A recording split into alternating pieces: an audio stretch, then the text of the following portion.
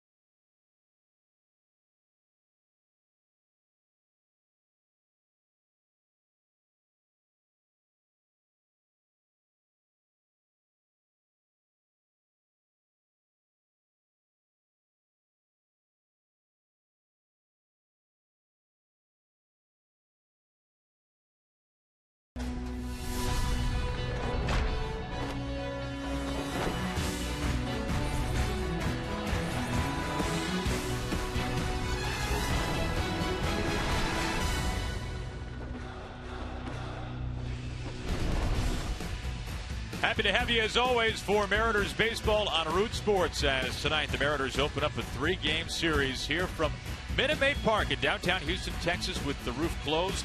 Vidal Nuno up on the mound for the Mariners against one of the best lefties in baseball, Dallas Keuchel. Mariners coming off a four-game series split in Chicago against the White Sox, as the Houston Astros come home from a six-game road trip, which they split against the Yankees and the Twins. Mike, have a look at the Mariners starting lineup for this one tonight. For Lloyd McClendon leading off, it'll be Ketel Marte in leadoff spot. Be careful with his hamstring night in the back of the lineup at shortstop leading up. Kyle Seager, recording road trip, hitting .500 with 3 home runs. Cruz, Cano, and Gutierrez in the middle of the lineup. Mark Trumbo, good numbers against Keuchel. He will hit 6th. DH tonight, Montero hitting 7th. Brad Miller moves out to center field after playing shortstop yesterday. He will bat 8th. And Jesus Sucre will do the catching and hit 9th for the Mariners.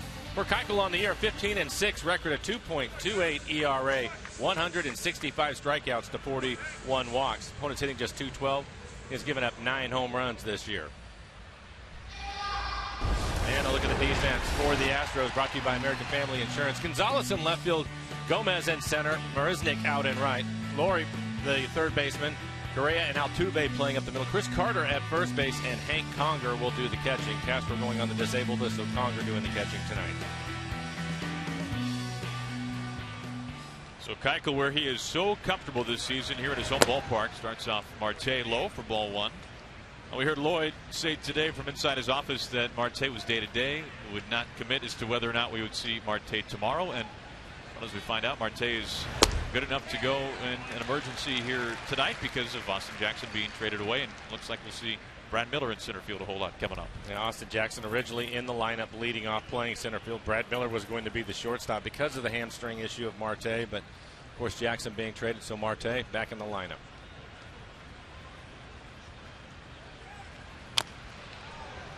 Ball and 2 strikes to Marte. That's got to be tough Mike, for a player, whether you're a rookie or a veteran. As you see, he is already limping a little bit after that foul ball. We'll take a look at it. Foul ball straight back. It looked like he hit it off his foot.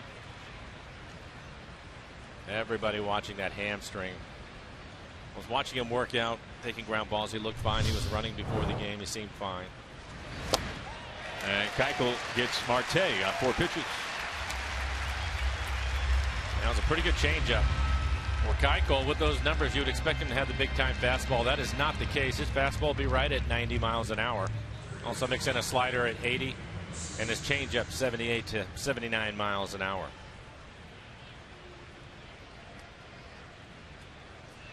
In steps Kyle Seager, 6 for his last 10. He's homered in 3 straight ball games, something that he's done now for the first time in his career. Had a monster series on the south side of Chicago, going 8 for 16 against the White Sox, driving in 6 runs. Astros have the shift on with Kyle hitting.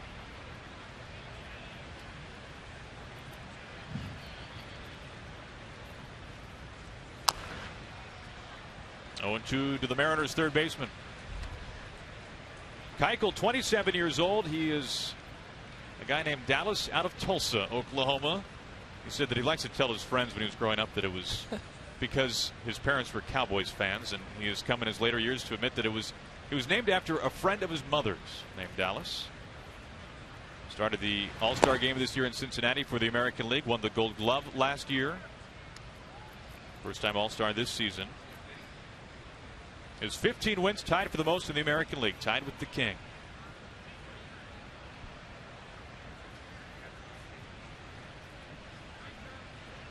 Time called. It's amazing to look at his numbers here in this ballpark this year. I would say that this is considered a hitter's ballpark, hitter friendly for sure. No doubt. And to put those numbers up in this ballpark, impressive. Again, if you keep the ball on the ground, you can pitch anywhere, and that's what he's done this year. And he gets Seager. Back-to-back strikeouts.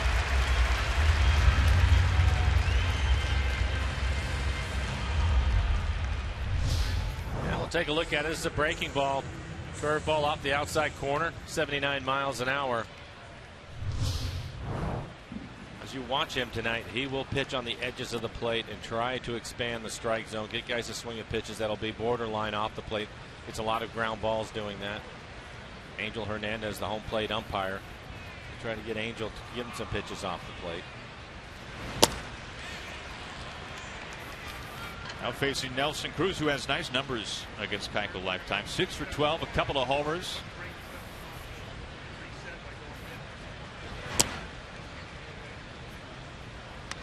The last time Keuchel lost a game in this ballpark, you have to go back to early August of last year. It's been over a calendar year since he has lost a game here at Minute Maid Park.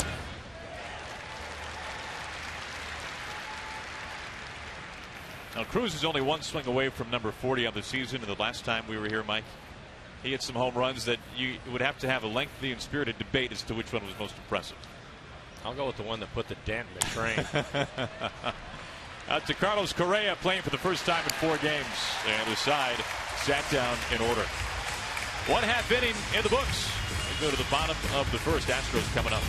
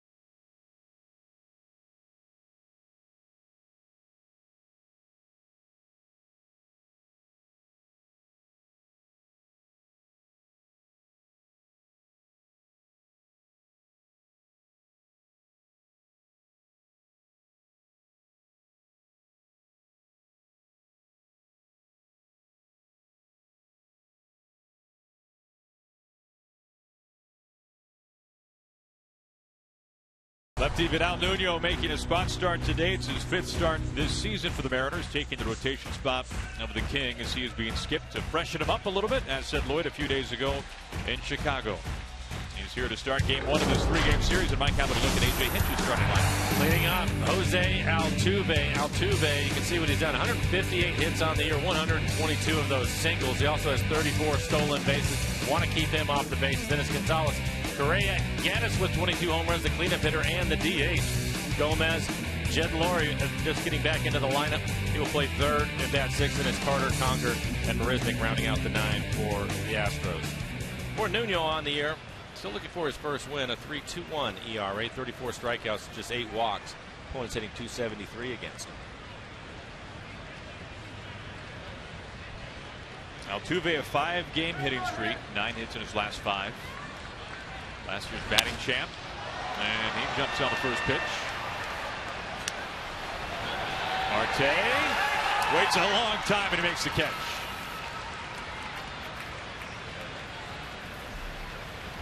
One pitch and 1 out.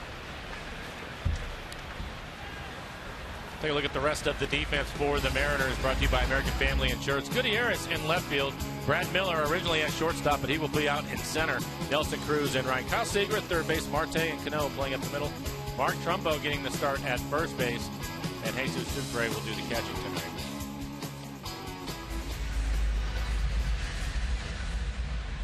One out for Marwin Gonzalez, the left fielder tonight for the Astros. Gonzalez swinging a pretty hot bat. Went 6 for 13 in the recent series, in a series loss against the Twins at Target Field. For Nuno, fastball will be around 89, 90 miles an hour. Again, we talked a lot about a slider. They'll also mix in a changeup, but the league just hitting 205 against his slider. That's a pitch he will throw a lot to left-handed hitters.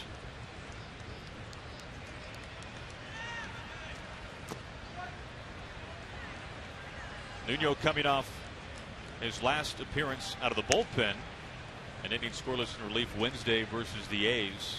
His last start was a very impressive one. He worked into the 7th inning, went 6 2/3, a run, 5 hits, 4 strikeouts, got him over 100 pitches. Well, and it was important for him to get deep into the ball game. We've talked about it a lot, but the bullpen at that point really needed a break, and he was able to provide it.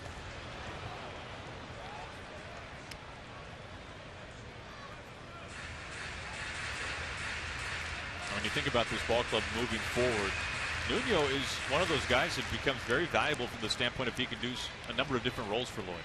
Well, you're right, and I think he's going to obviously get a good look as a starter. They really like the way he's worked out of the bullpen.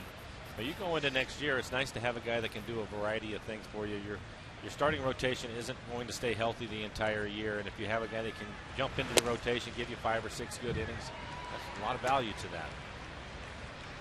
Runs the count full to Gonzalez.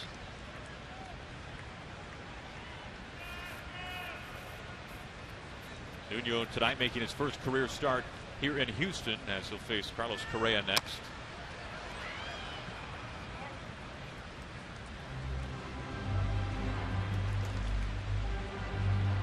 The Astros have been so tough at home. The only team in baseball with more wins in their home ballpark are the Cardinals, with 1 more win at Busch Stadium than the Astros have here at Minute Maid Park. They're tied for the most wins at home in the American League with the Royals at 45, and A.J. Hinch in his first season.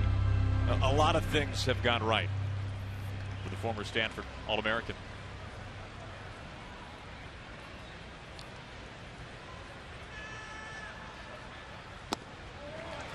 A 1-out walk.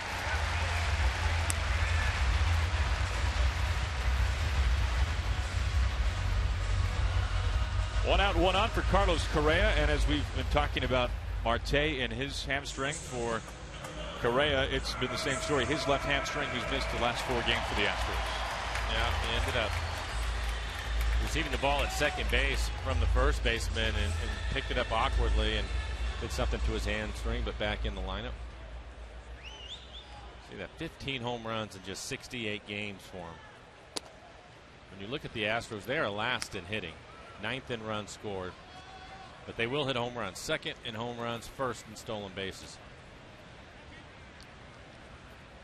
It's hard to think of many teams in recent years that have been constructed from a numbers standpoint the way the Astros have, and certainly a team that has been constructed in similar fashion that has been a first place team like the Astros are. I think when you look at their club and their lineup, I think it really is just glaring. It's a lot of youth and a lot of talent, and that's what you see. You would expect younger players to strike out a lot. That has been the case for them, but they can also do a lot of damage. I think that for the most part, from what we've seen from them this year, Aaron, they're a very aggressive club hitting-wise. They don't take a lot of pitches. They're ready to hit. Well, the Astros have the top pick in the draft 3 straight seasons. And high picks beyond just the #1 overall pick. Correa dumps it into right field. Gonzalez a turn and now puts on the Jets as it's misplayed. And the runners are on the corners now for the Astros. A 1-out walk and now a base hit from Correa. And Correa hits a pretty good pitch. It's in the middle of the plate, but it's down 77 miles an hour. A little soft line drive, kind of a half swing on it. See if Nelson Cruz looks up a little bit early before he fields it cleanly right here, and it goes right off the heel of his glove. Gonzalez had stopped at second and went on after he saw the bobble out in the outfield. It's a base hit and an error that allows Gonzalez to get into third base. And that brings in Evan Gattis with 22 homers on the season. And Gattis not pleased at all with the first call. You can see his 22 home runs.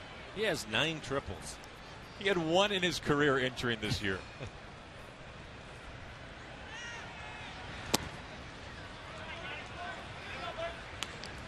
Gattis a tough series against the Twins recently. Went 1 for 10 against Minnesota.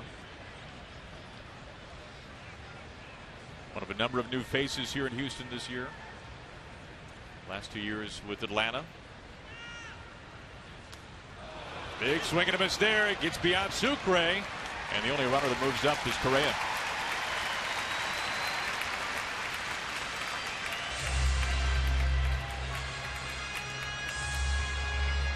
That could be a big play because it takes the double play out of the equation.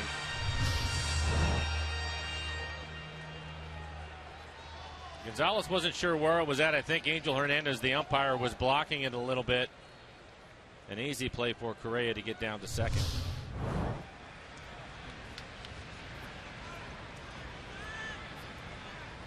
Mariners will play their infield back.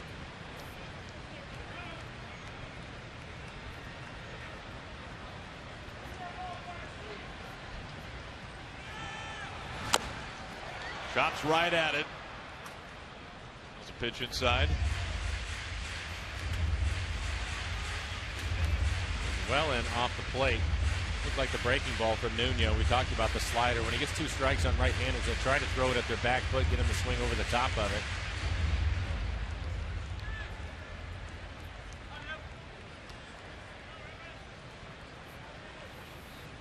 Gonzalez the walk. Correa the single. He's now at second after the wild pitch.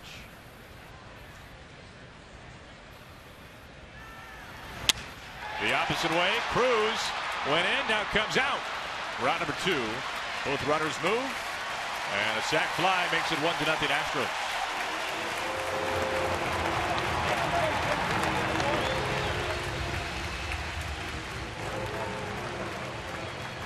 Gattis in his first year with the Astros now 71 RBIs. We'll take a look at it. Trying to throw the changeup off the outside corner, but it's elevated above the belt.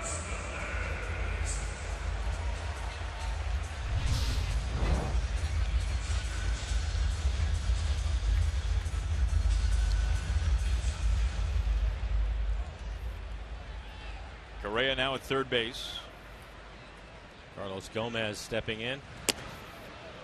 Gomez, a deadline deal for the Astros, coming over with Mike Fiers from the Milwaukee Brewers. Brewers having a really tough year. They were in full sell mode.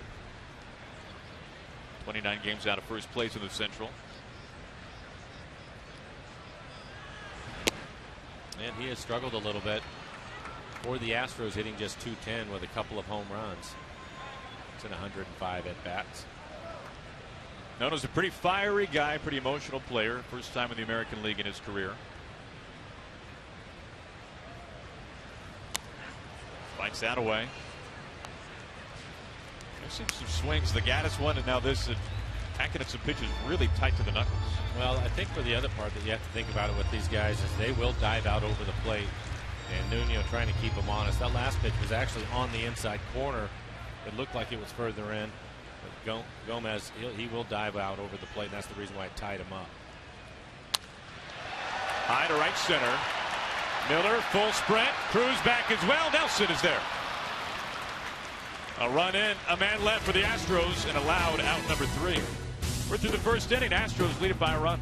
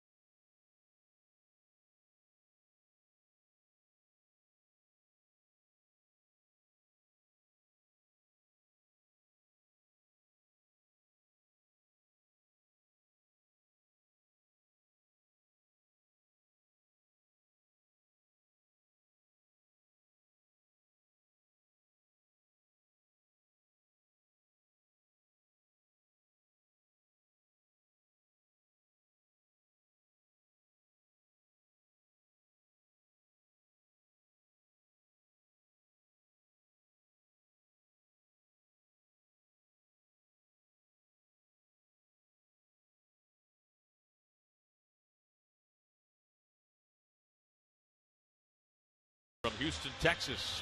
Well, you're invited to join the club as a 2016 Mariners season ticket holder, where you'll enjoy exclusive benefits and opportunities. If you'd like to test drive a Safeco Field seat to find a location that's right for you, contact an account executive at 206-346-4001, or just go to mariners.com/16.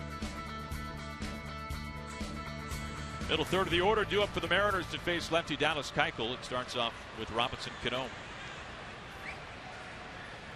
Robinson 6 for his last 8. He recently reached base in 8 straight plate appearances. Tough numbers for any lefty against the southpaw Keuchel.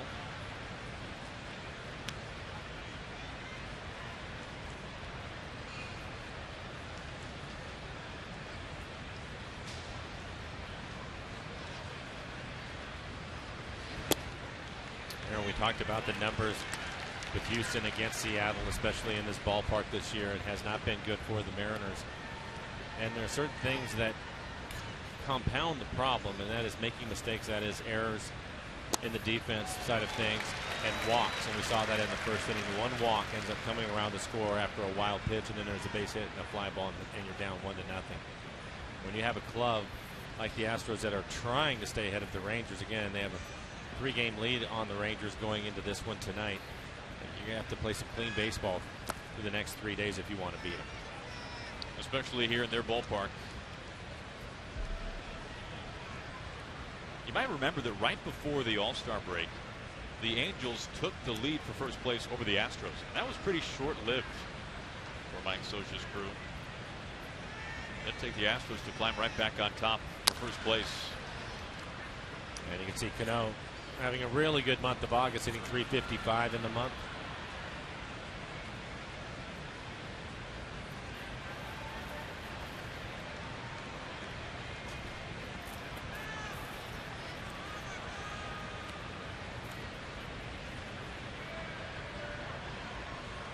Calls for time.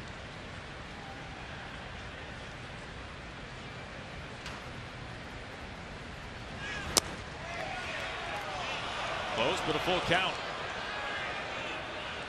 The other thing with Dallas Keuchel, you saw a fastball at 90 miles an hour. Again, not overpowering, but because he changes speeds on his breaking ball and his changeup and works both sides of the plate, right there trying to pop that fastball in the inside corner at 90, it looks much harder than that. Surprise, a ground ball. And a Gold Glover from last year, nice play. Out number 1. And when you watch his windup and delivery, fairly slow, very smooth, not a lot of effort into what he's doing.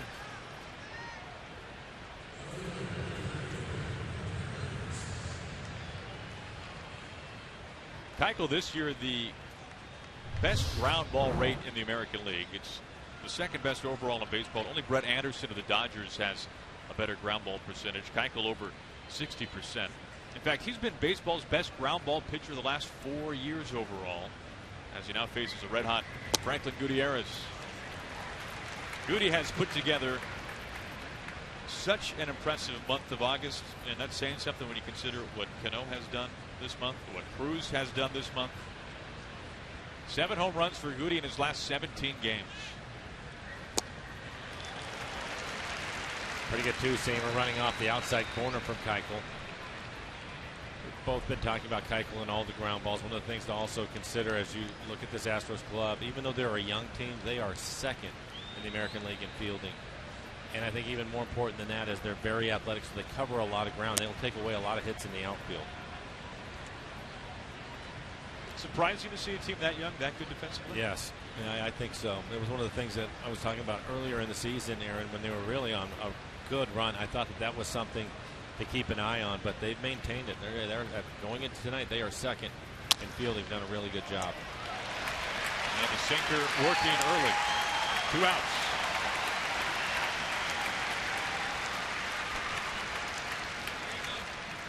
Keuchel has sat down the first 5. Now looking at Trumbo.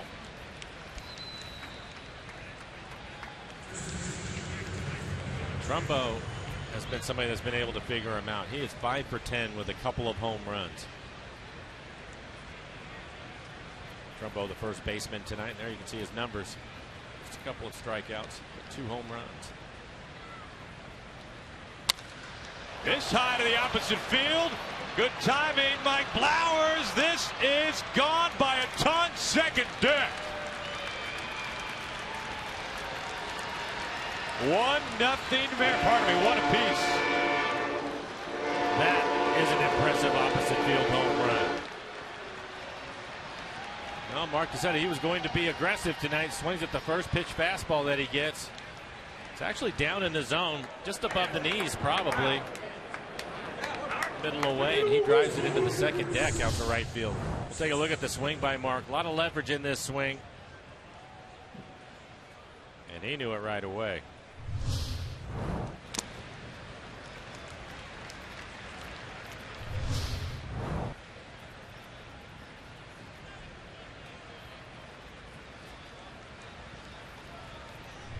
That is a mammoth home run.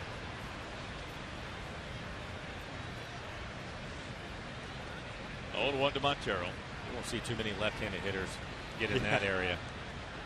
Let alone righties.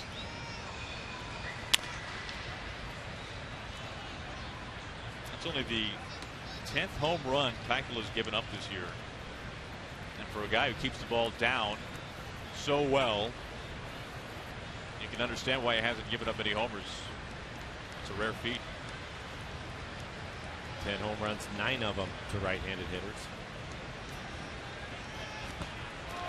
Montero whiffing. And Conger will finish things off, but what a shot by Trumbo as we are all tied up through 1.5.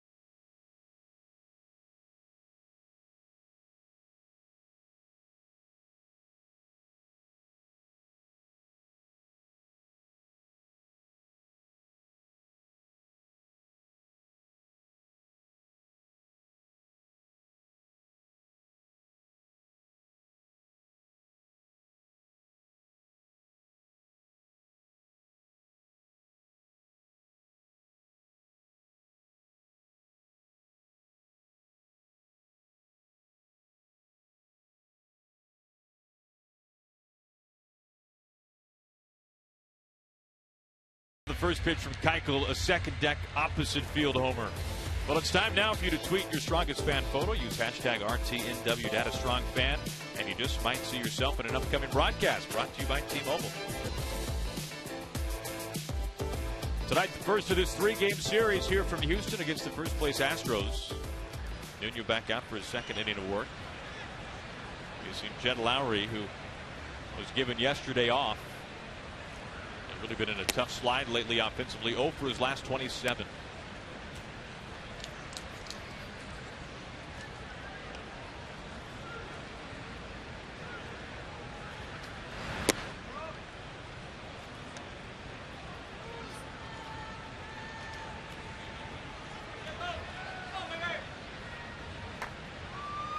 Lowry's missed a lot of time this year, 3 months.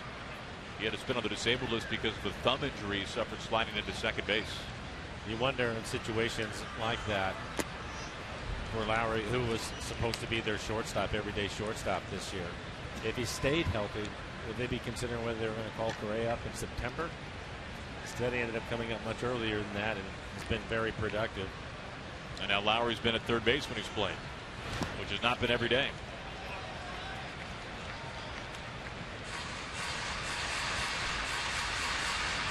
Let's just say it made things easier on A.J. Hinch.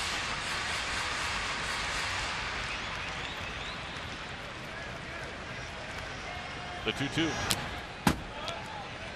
Stays alive. Hinch has had just about every job in baseball. He was the manager for the Diamondbacks, taking over for Bob Melvin years ago.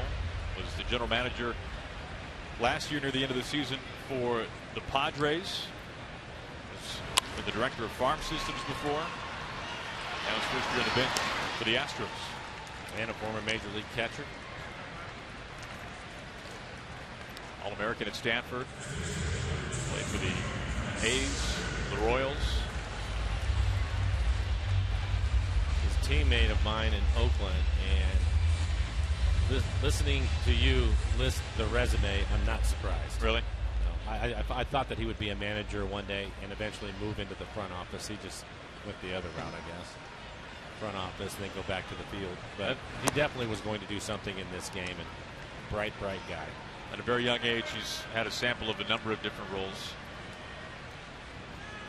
Took over for Bo Porter. 2-0 on Chris Carter. Carter, a 3-run 9th inning home run yesterday and a loss to the Twins. 18 home runs on the year. Conger, the former Angel, on deck.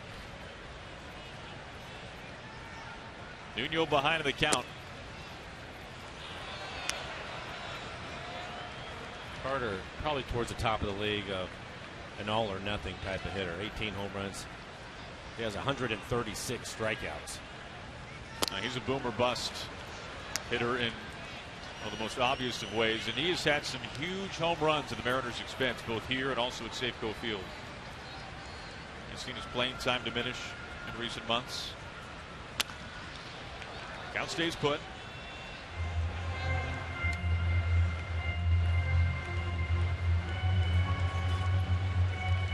That home run yesterday for Carter, that was his first since July 28th. It had been a month. They have the shift on for Carter. 3 deep on the left side. And he draws the 1-out walk. We'll take a look at our CenturyLink What's Next. Games 2 and 3 here in Houston before an off day. Then a 3-game weekend series against the Oakland A's. It's the lefty Roenis Elias getting the start tomorrow night. Our coverage will begin at 4:30. And then Taijuan Walker. Looks like Taijuan is just fine after a cramp in his hip flexor, which made him leave a little bit earlier against the White Sox. Scott Feldman, the former Ranger, has missed some time this year on the disabled list. And Scott Kazmir, who has just been tremendous this season, both with the A's and also with the Astros. A trade a little bit before the deadline. There's Feldman. We'll see him tomorrow night. 0-1 to Conger.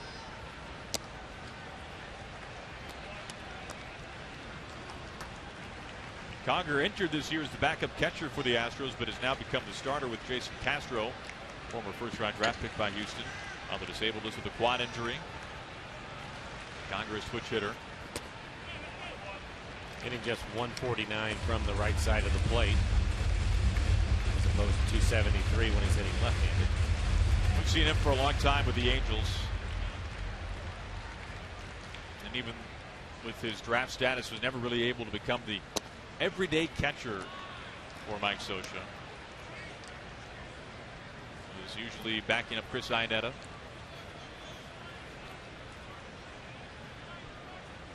He's up here with 1 out and 1 on. It's Carter at first after the walk. Break to Seager. Cano for 1, not at first base in the double play. So Conger rolls into a 5-4-3 twin killing. That takes us to the second, all tied up.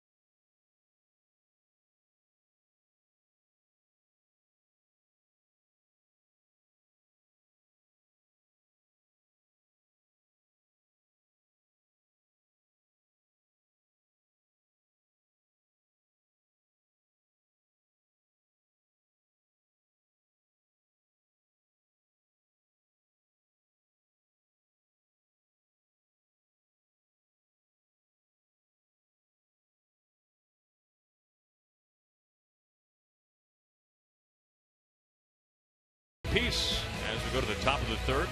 Well, for every strikeout recorded by a Mariners pitcher at Safeco Field, Hall of America line will make a donation to the Seattle Children's Hospital Uncompensated Care Fund with a commitment of $25,000 for the 2015 season. The Mariners thank Hall of America line for their outstanding support.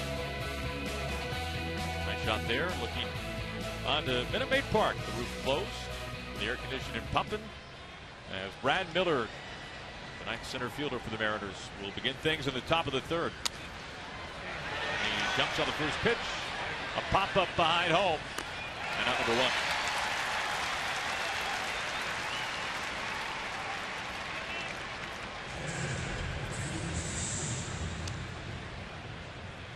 Mike, it seems like for any starting pitcher who's having a nice season, he's a guy that you don't want to have to get in a groove. He's a guy that you don't want to have an efficient pitch count the first time through the order, but it seems like for Keuchel maybe even more so than most for some reason. It is, Aaron, and I'm sure that's something that was talked about in the meetings today, and I'm sure that Edgar brought all of those things up, but this is something that will never change in this game, and that is the pitcher has the ball in his hand, he will decide. So you can try to be patient, but if he's constantly throwing strike one, or in one of the first 2 pitches you're behind in the count, then you're going to have problems, and I think you may start to be patient with him, but if he starts to do that, then you'll see teams have to be more aggressive. We see that all the time with Felix. Teams trying to be patient, they find out that they don't want to fall behind, and then next thing you know, they're being more aggressive. So it just really comes down to the pitcher on that end. And Keuchel is a guy that got a 90-mile-an-hour fastball. I don't think the guys are overly concerned about having to put him in play. It's just the quality of pitch they're going to get to hit.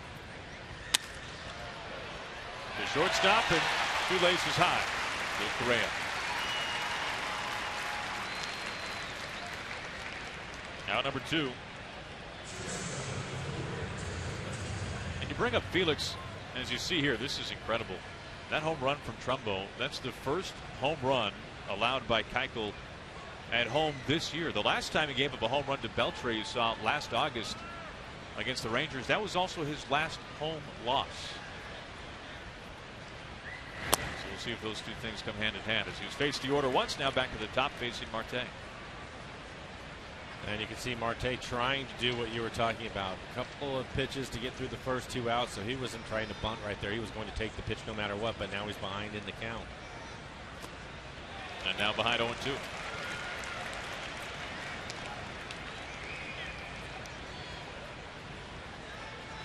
I always felt this way, and I think a lot of major league hitters feel the same way. That first time you go up there, you'd like to see a few pitches. You want to see what his breaking ball looks like, how his fastball is reacting. But once he gets through the lineup, then you have to make a decision on how you're going to try to attack him.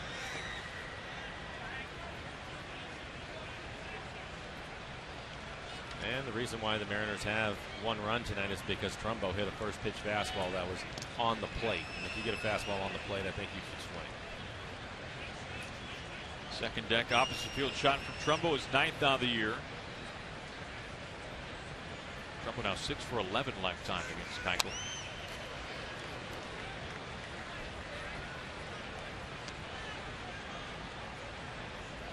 Marte not originally in the lineup tonight. Lloyd was planning on resting him in the hamstring, which he injured a couple of days ago in Chicago. But with Austin Jackson being traded just hours ago to the Cubs, they forced Marte into the lineup. Otherwise, you'd be looking, Mike, at maybe Trumbo at third base, Montero moving from DH to first, Seager maybe making a cameo at shortstop again. Who knows? Maybe John Hicks on his birthday can play. Yeah, John Hicks again. Put him back out there. Yeah. 2-2.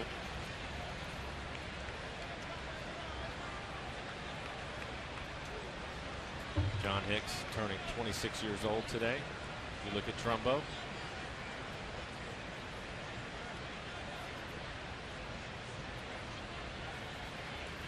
Two outs, nobody on. And the 2-2 to Marte, waving after it. Back to won't break any radar guns, but he's faced only 1 over the minimum through the first 3 innings. But Trumbo took him deep, and we're all tied up.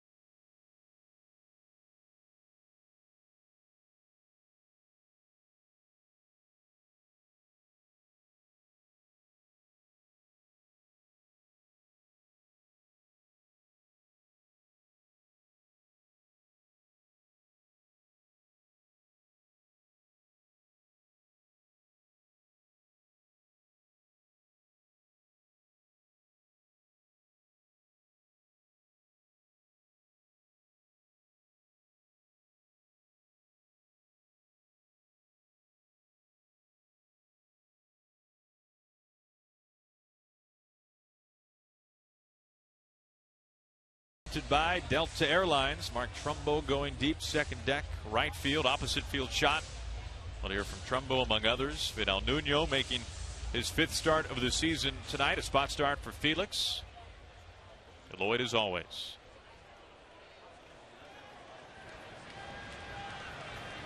Nuno faced the minimum in the second. He was helped out by a double play ball to end the inning. And Mike, as we just saw a shot of Lloyd and Nuno Lloyd, when he made the announcement just a few days ago that Felix would be skipped here in Houston, it was much to the relief of the folks here that are among the Astros fan base. There's probably no doubt that people in the Dallas-Fort Worth area who cheer on for the Rangers were probably not so thrilled that Felix would not be going tonight, as the Rangers are only 3 games outside of first. But this is something that Lloyd did last year, did it with great success with Felix, and doing it once again this year. Makes sense. It makes sense, and I think at this point too, you also have to take care of the player, and Felix obviously the star on this club, the #1 guy, and you have to take care of him. But you're right, the Rangers have the night off. That comes right in and gets him. Marisnick down quickly.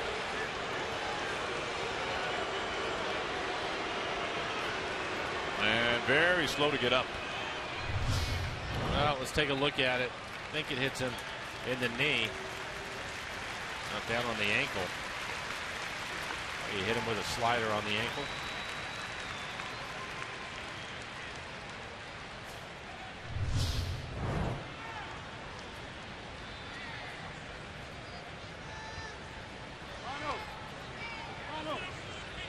Clearly not trying to hit him. Now this is something, I'll take another look at it first.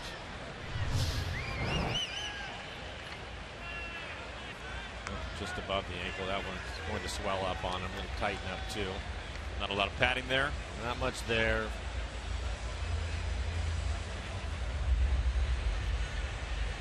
That's 2 walks and a hit batter, Mike, for Nuno. And you mentioned it earlier, the home runs for the Astros, and you can kind of keep the Astros, as you see Marisnick trying to loosen up a little bit, test that out. The Astros are a different team if they're hitting solo homers compared to a team that's hitting 2 or 3 run homers. Right, and again, that's the reason why I mentioned it in the first inning. The walk came around to score. They only had 1 base hit in the inning, but the other thing about it too, Aaron, is they have speed, and Marisnick is a young man that can run. And so you want to keep those guys off the bases because they'll continue to manufacture runs, and then eventually if they hit that home run you're talking about, you're in big trouble, and that's what we've seen in this ballpark this year. The only team in baseball with more home runs, the Blue Jays, and only by 8, and we know how many home runs the Blue Jays have hit this year. Marisnick at first has 17 stolen bases, been caught 6 times. And they'll test that right away. And Altuve is an excellent hitter to hit and run with because he's a good bad ball hitter and he's an aggressive hitter. He likes to swing early in counts. He looks like he's limping a little bit getting back into first base. He's already missed some time with the disabled list this year. They're without Springer. Springer rehabbing right now in Double-A.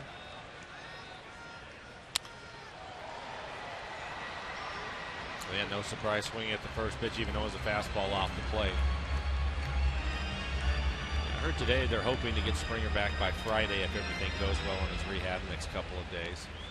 He was putting together at least a first half that you had to at least talk about George Springer for the All-Star game because of how well he was hitting once A.J. Hinch put him at the top of the lineup as the Astros leadoff man.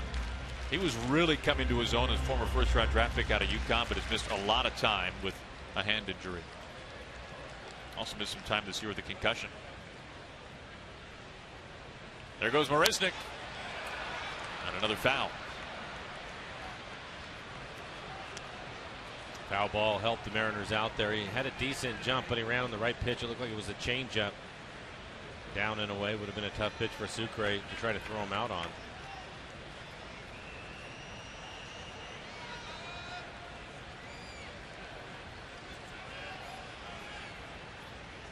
The 1-2 up the middle, and it will drop in.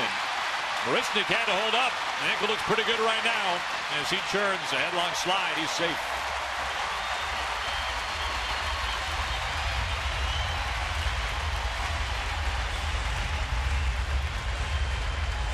Second time in 3 innings the Astros have had runners on the corners. And this base hit will jam him. He gets it in on his hands, but it's elevated. That's hit number 159 on the year for Altuve. And again, Marisnick, as soon as he sees it goes over Cano's head, he had to hesitate. He really turns it on coming around second base. Again, a very athletic club, and they've already scored a run on a batter that was walked. He was hit in the leg, and he's in Great shape for the Astros right now. First and third and nobody out. So Nuno hopefully get another double play ball. Middle of the infield playing back. Meanwhile, for Altuve, he's now reached base in 28 straight games. That ties the longest streak in Astros history. You have to go back to not that long ago, 2011. Michael Bourne, when he was really at his prime. Just recently passing Nelson Cruz in terms of hit leaders in the American League.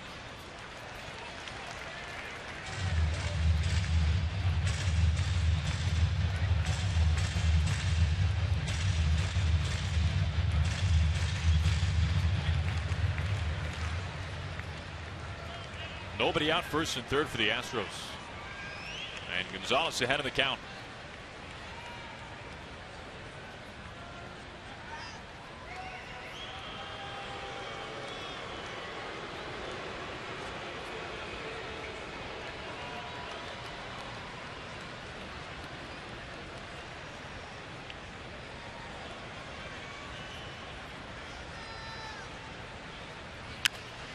High chopper, Seager comes home. Marisnick in trouble, and the tag by Sucre. Oh, what a play by Kyle Seager.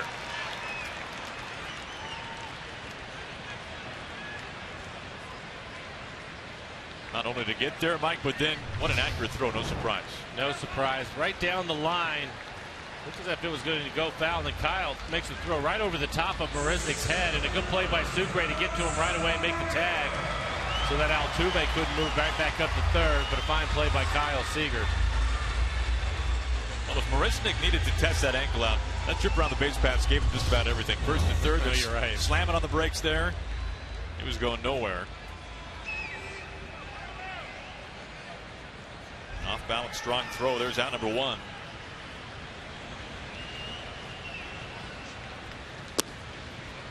And first pitch strike to Correa.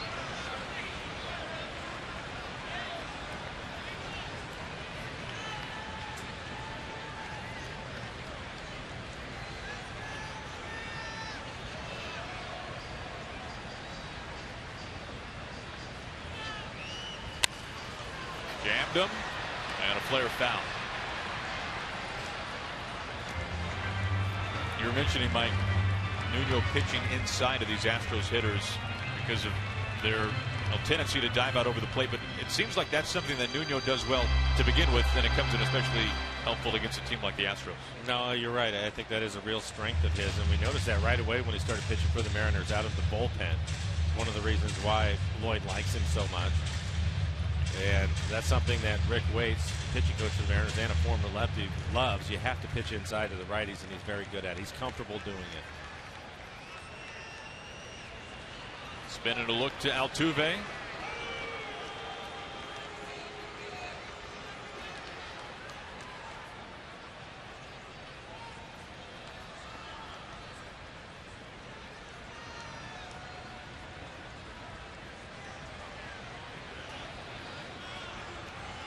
Correa, for many, would be the front runner right now for American League Rookie of the Year, despite spending the first couple of months down in the minor leagues.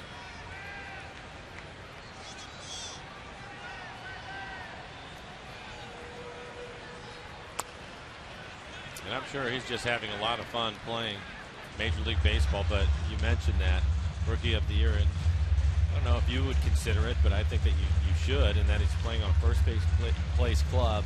You look at his offensive numbers, and he's also their shortstop, an important position defensively. He brings a lot to the table. And he's a rookie batting, as you're talking about, third in the order. When we saw the Astros recently, they had a rookie at the top of the order in Billy Burns, and the Mariners have a rookie at the top of their order in Marte. That's a pretty prime real estate, though, for the youngest position player in baseball, 20 years old, in Carlos Correa. Gets some swinging, ties him up. What a pitch there by Nuno, and a big out number two.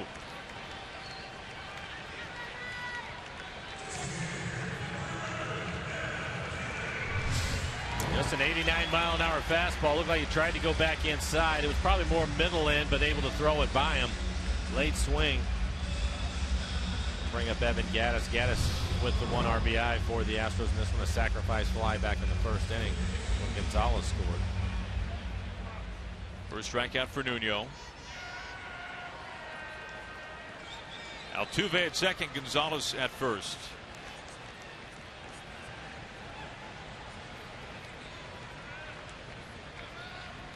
Yeah, it's taken a while to get in.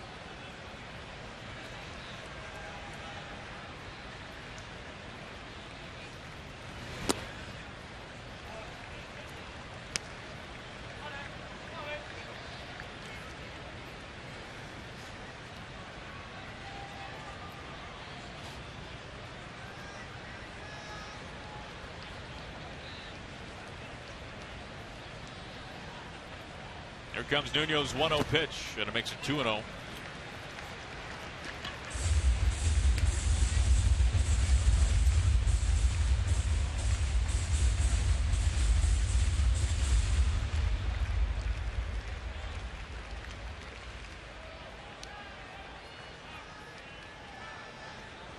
Lloyd hoping to see Nuno work out of a jam here. Altuve takes off to third. He's in there without a throw and a strike. Altuve leading the American League in steals, and he has, it seems like, almost all season.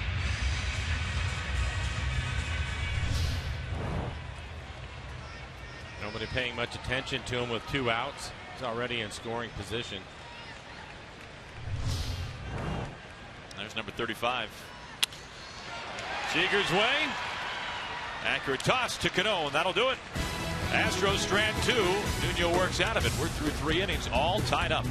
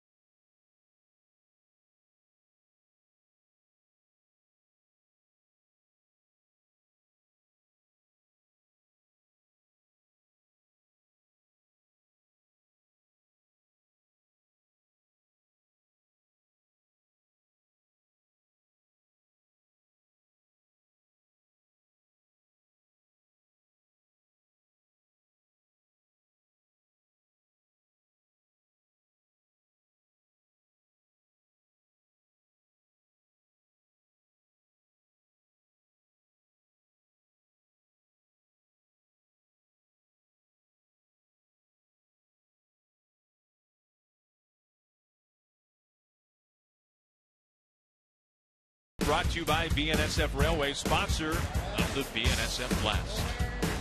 Happy to have you with us here tonight from Houston, Texas. Mariners fans on hand from inside Minute Maid Park.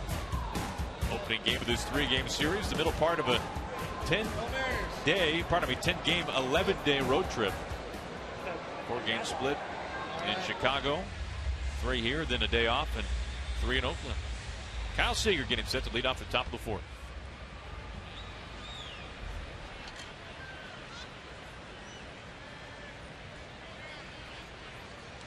Nice play by Kyle Seager, and some pretty good pitching by Nuno to get out of that jam. First and third, nobody out, and is able to get out of it without giving up a run.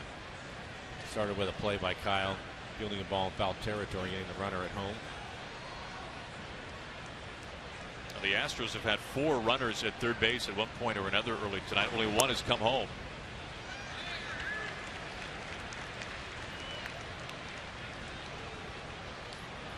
Seager's had a tough time in his career against Keuchel, as most left-handed hitters. 5 for 23 lifetime. A strikeout earlier tonight.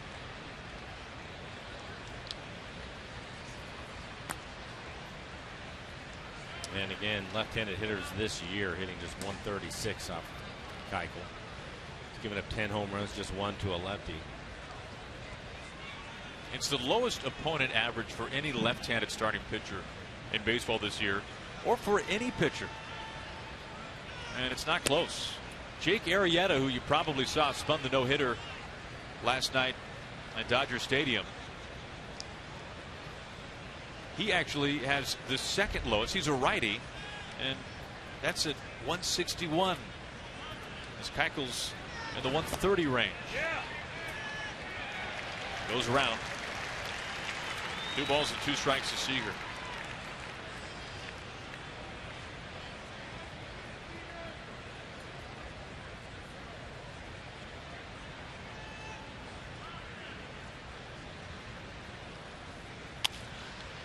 Away from the shift, and a base hit for Kyle Seager.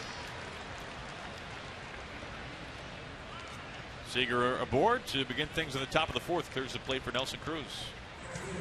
Coming this fall on Root Sports, it's the high school football game of the week, brought to you by Acura of Bellevue. We kick off the season this Thursday with the game featuring Mount Si and Woodinville at 7 p.m. Don't miss your favorite local teams in action this season on Root Sports. Pretty good hitting by Kyle Seager. Ended up getting a fastball in the inside corner, inside out swing to beat the shift. We saw him do that a couple of times in Chicago. Kyle, obviously, talked about it a bunch. It struggled through August, finishing strong in August. He's now 7 for his last 12.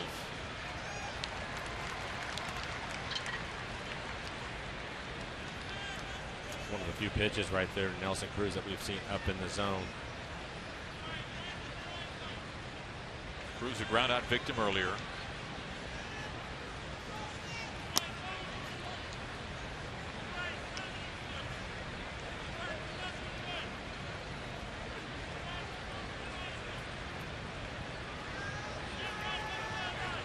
Nelson in his career over 100 at-bats here at Minute Maid Park, a .340 hitter.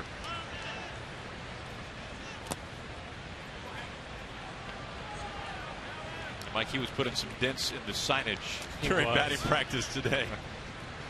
He was. It wasn't quite reaching the train. Maybe saving that for game time. He was hitting line drives off the signs. But when the roof is closed here, you can see those metal advertisement boards there. When a Nelson Cruz line drive hits off one of those, I mean, you feel like you're in the bell tower. Good way to put it. You're right. You can see the train up there. That's what he hit earlier in the year.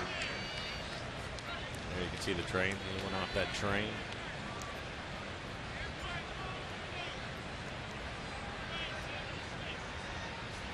Thought it was great earlier this year when they were taking batting practice and they had the roof open and there was like a little league team down on the field, and obviously they were a big fan of Nelson Cruz. He takes ball 4, and they wanted him to hit one out of the stadium. And for Nelson, he was saying that he normally wouldn't do that in batting practice, but he wanted to try it for the kids, and he was able to do it. He really? It went right over the railroad tracks out of here. Kids were going crazy. They thought it was great.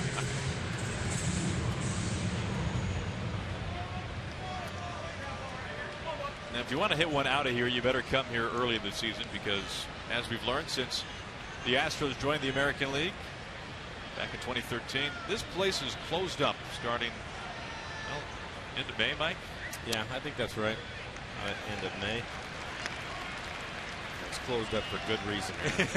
That's very true.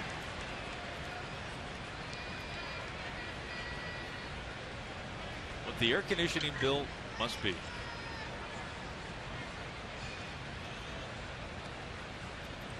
Seager at second base is single, and Cruz the walk. First pitch strike to Cano, which has been a theme tonight for Keuchel.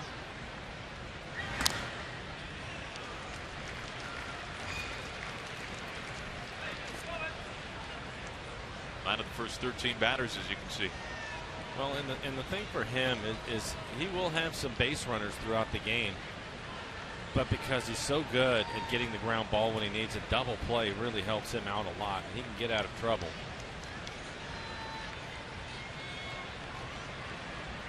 Best ground ball rate in the league as Cano steps out.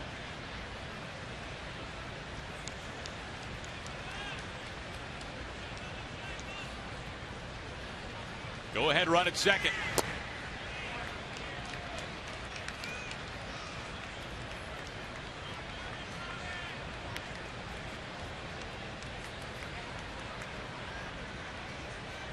Lloyd, Trent Jewett, Edgar Martinez leaning on the rail.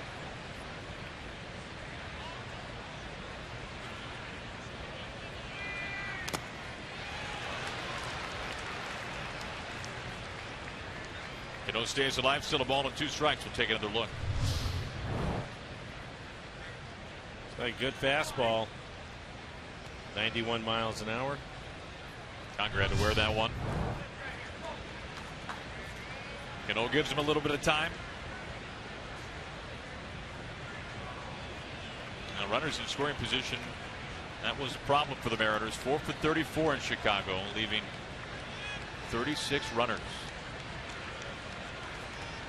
And yet a series split for the Mariners against Chicago. The 1-2. 2 balls and 2 strikes. Earlier in the game, I said that Texas had the 9 out. They don't. They're playing at San Diego. So this is a big game for the Astros tonight. Rangers probably watching it. Texas has won 4 in a row. 3 behind the Astros.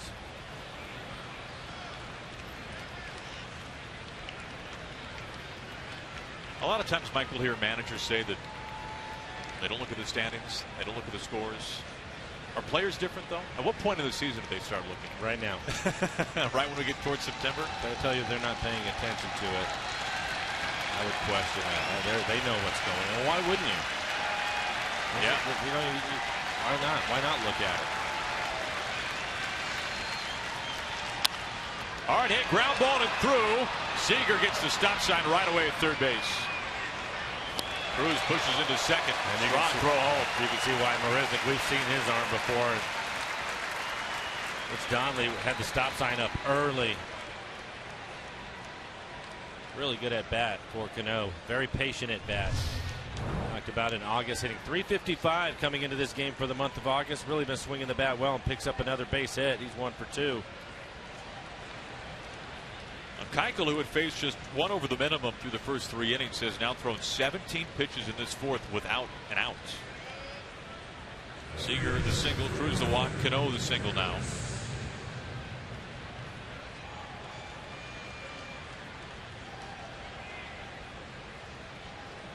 Base is full. Franklin Gutierrez. Go ahead, run 90 feet from home. That's Seager.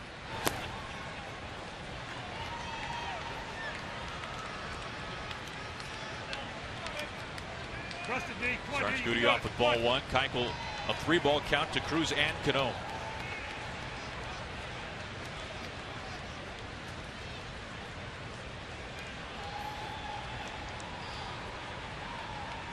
The shift on for Goody. Surprised to see that, Mike? A little bit. Yeah, a little bit surprised to see it. But if you think about it, with Franklin, typically when he hits the ball the other way, it's in the air. We've seen him hit some home runs out to right center field. For sure.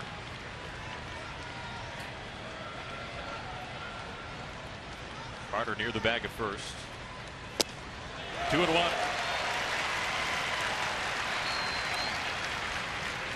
Gutierrez since the end of July batting nearly .410.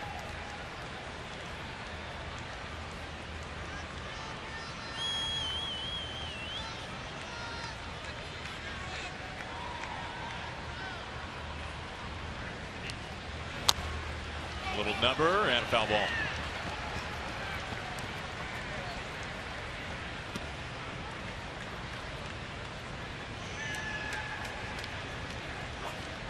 Mike, we were talking earlier about pitch count for Keuchel, trying to drive it up. Wasn't easy the first 3 innings, and now you see it's at 60 all of a sudden. Right. And the thing that's amazing with him, and it's one of the reasons why he's one of the best in the business, is he missed with his fastball in the first couple of pitches and really missed badly with him. And then you look at the EQC tracer, 2 just perfect pitches right after that. Trying to get that ground ball.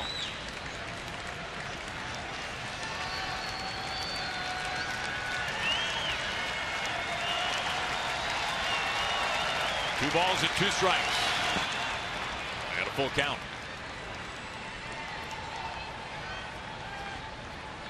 Seager the leadoff single, now at third. Cruz through the walk, now at second.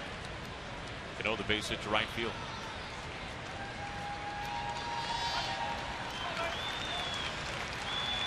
Now no place to put Goody. A chance here for his third career grand slam.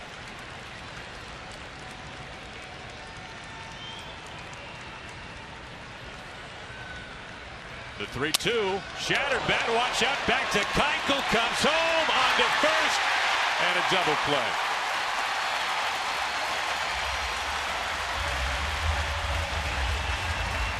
Checking for splinters.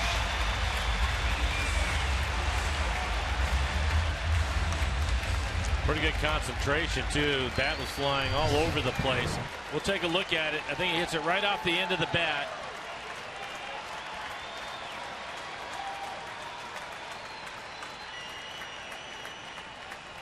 And we'll take another look at it in our Alaska Airlines Supermo. That pitch off the plate away and just shattered the bat.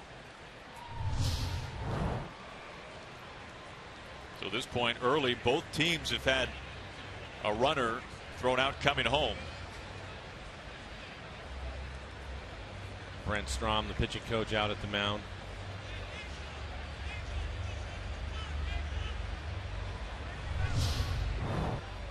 Take another look at it, see where the bat ends up. There you can see it flying by. It was actually over his head.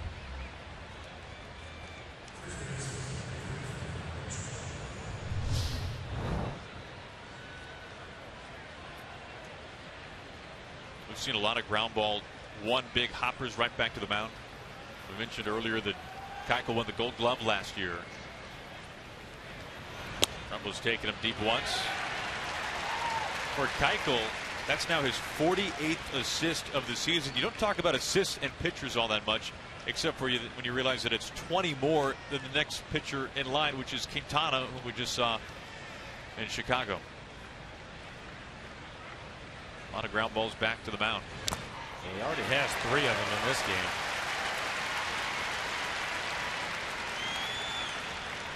Trumbo was aggressive in his first at bat, had a fastball that was middle away, right at the knees, and drove it into the second deck out towards right center. Quickly behind this time.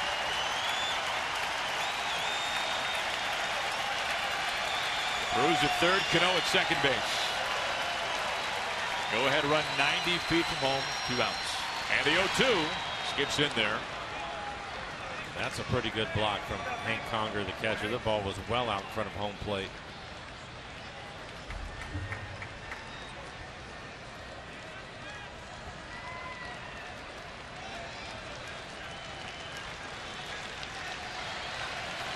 Now the fans in Keichel's corner. Not quite the court. Chasing after it. Trumbo strikes out. The Mariners strand 2. They cannot cash in. They have the bases full, but a double play and a punch out. And we're even at 1.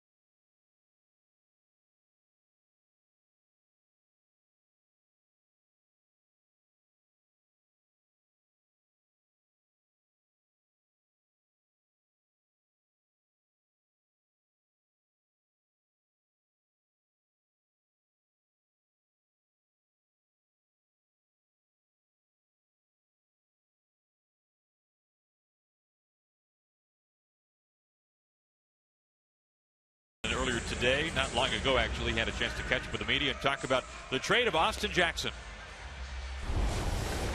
Well, obviously we would prefer to be buyers and sellers at this point, but I think for us and the Seattle Mariners at this point in time, it's more about the future, looking ahead, trying to balance the short term with the long term.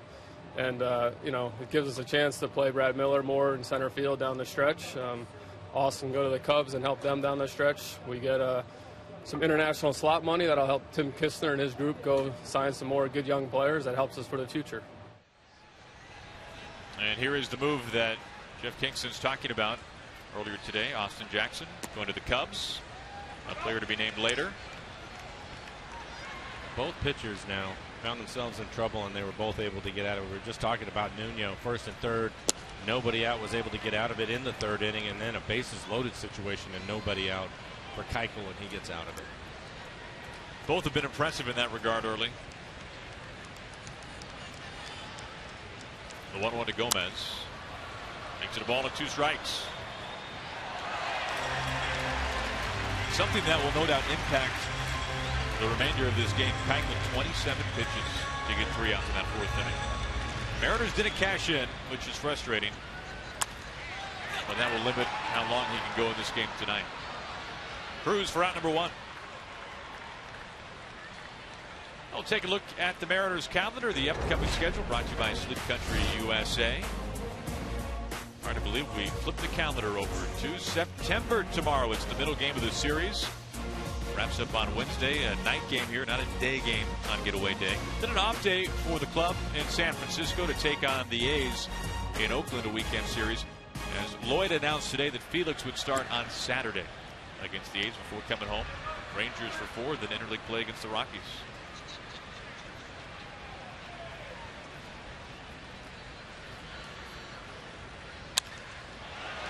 This has a lot behind it. Cruz looks up, and it's over the fence for a home run. Jed Lowry breaks out of an 0 for 28 slump, and he's given the Astros a 2-1 lead. That's a pretty impressive shot from Lowry.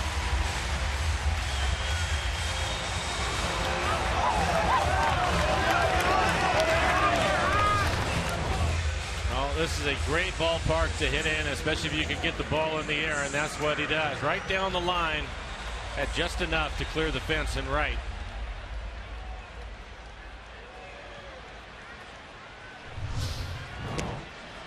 Swing and a miss at the first pitch from Carter. Now, we mentioned it earlier, not just in the American League, but in all of baseball, the only team with more home runs than the Astros, the Blue Jays.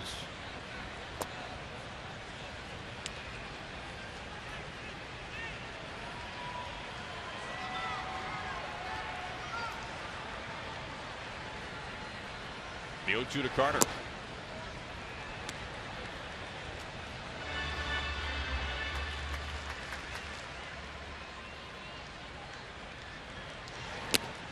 Two balls and 2 strikes.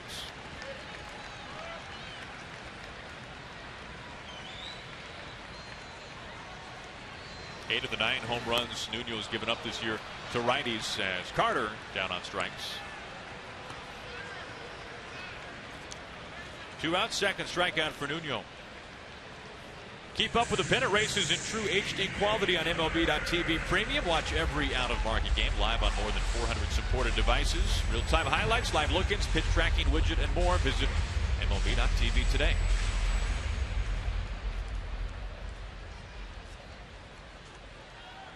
Two outs, nobody on for Hank Conger. Conger punishes this pitch. And this is up by the tracks.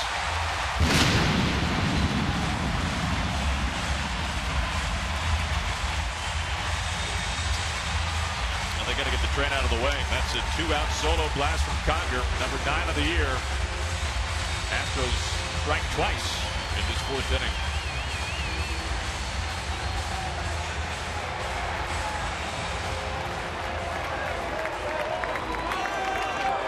Well, for Conger, he gets a high fastball. He just ambushes the fastball, gets fastball, gets it started a little bit early. That went above the belt, and then gets every bit of it as it bounces off the front of the train. Conger his 9th home run of the year. We'll see where it went.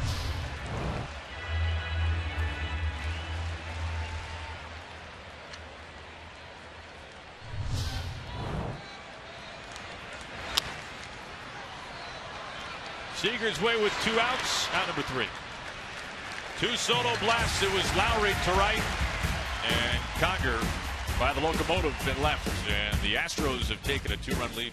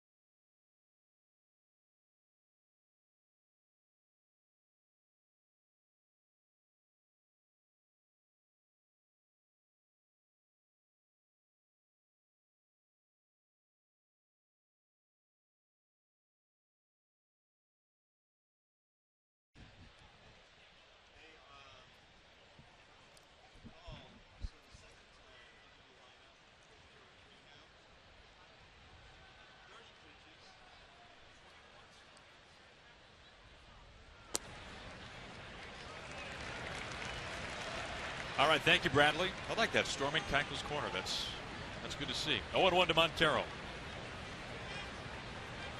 Montero had never faced Keuchel entering tonight's matchup. He stings this the opposite way. Marisnik comes in. Now number 1.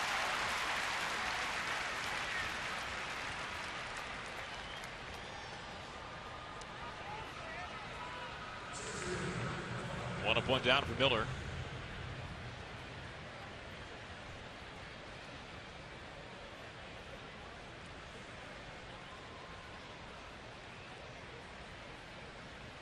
Mike, I think today we got a little more clarity as to where we might be seeing Brad Miller more often over the final month of the season. Well, you're right. Now that Austin Jackson is gone, I think Brad's going to get a chance to play quite a bit in center field.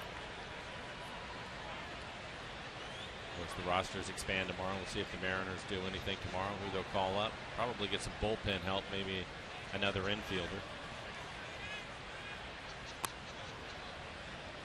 If you look at Keuchel this year, he's had 2 poor outings. 6 innings where he gave up 5 earned runs. That was to the Mariners. And then he went 6 2/3 and gave up 5 earned runs to Kansas City. Up the middle for a base hit for Miller. Gomez fields it there. 1 out and 1 on. But outside of that, he's been very consistent this year. But the Mariners were able to get to him. One of the 2 poor games he's had. Now we'll take a look at our Geico this date in big league history as surrounds Jeff Bagwell, one of the best Astros of all time, traded by the Red Sox to Houston for reliever Larry Anderson. And then Bagwell going on to be named Rookie of the Year, National League MVP not long after that. The Killer Bees. Miller takes off, swing and a miss, down to second, and he's out.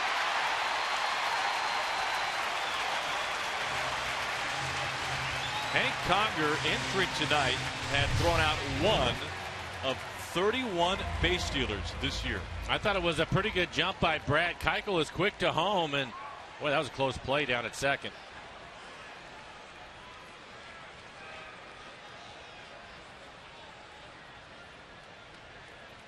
And we'll see. And they're going to take a look at it. You can understand why. Angel Hernandez, the home plate umpire. Seeing where he ends up getting tagged, I think he gets tagged by his elbow, and by then I think his hand is on the base. Yeah, I think he's safe. That's a pretty definitive look. I thought so.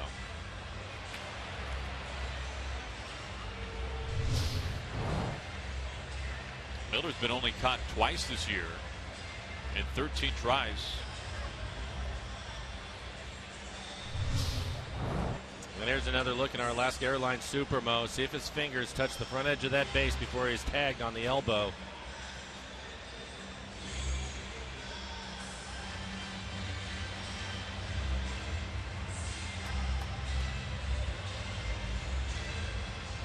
Well, it sure seems like he's in there. You can see Altuve's glove kind of. Yeah, but he hit the ground first, and then he touched his arm, and that's why you see his glove bend back a little bit.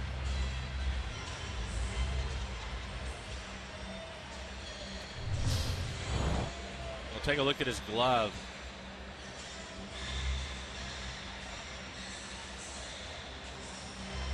Looks like his hand is right on top of the base by the time he hits him on the elbow. Yeah. Miller waiting on his fate. And it's overturned. Miller is safe. Mariners win the challenge. A couple of good looks there.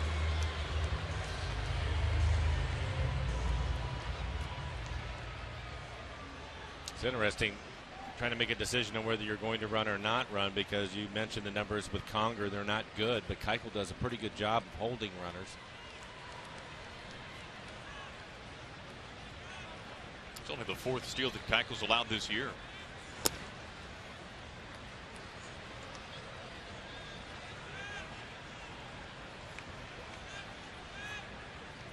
One and one is Sucre. Sucre lined out to short his first time up.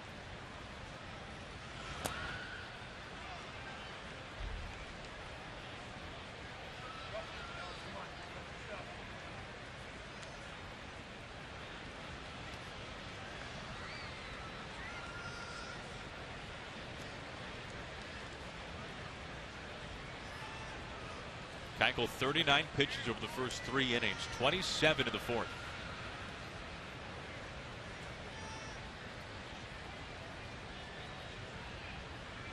Long look at Miller. And it's 2-2.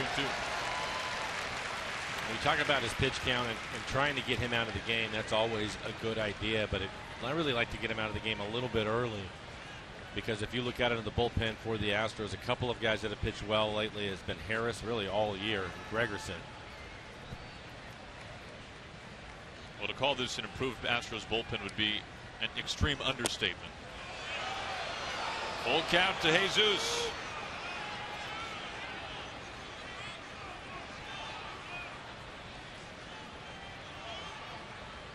Marte, leadoff hitter on deck. Sucre the tying run. Miller out at second. Wave inaccurate. Like it seems like when Keuchel gets 2 strikes on a hitter, he goes with that off-speed pitch almost every time. That's going to be the changeup. And this one's actually elevated, but he runs it off the outside corner.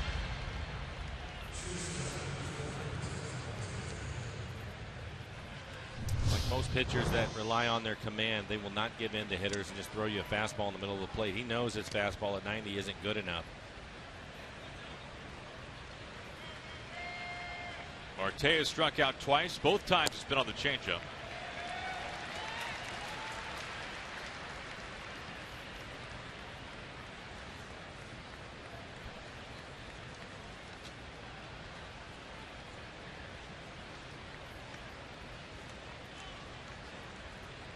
Keuchel's 0-1.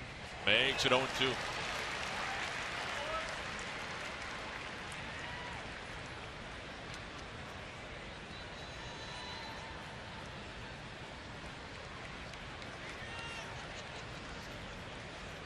Mariners trailing by 2 after the Astros belted 2 solo homers at the bottom of the 4th inning. Lowry and Conger. It's given Keuchel a 2-run lead to work with.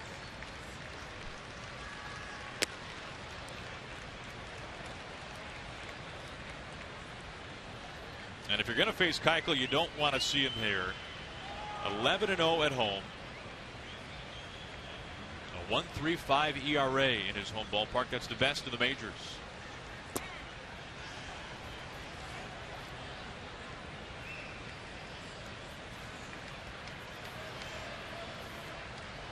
If Marte can reach here, he'd clear the plate for Seager.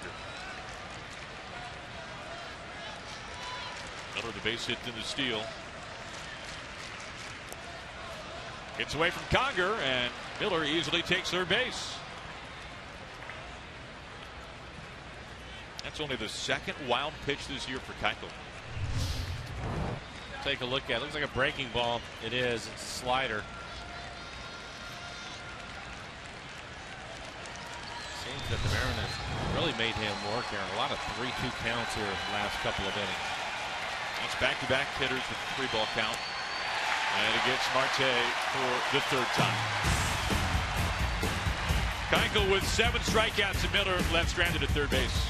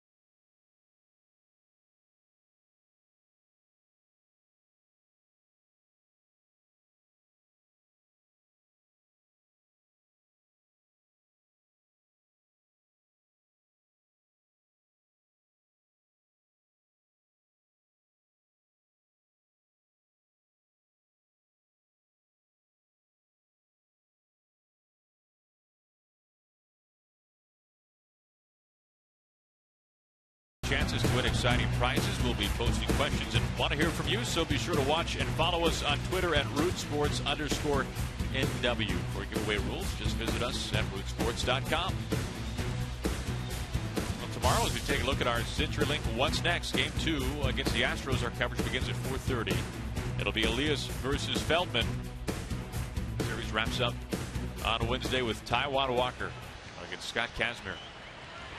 And this will be an important inning for Nuno, already down 3-1, and you have the leadoff hitter Altuve, so 1-2-3 due up for the Astros.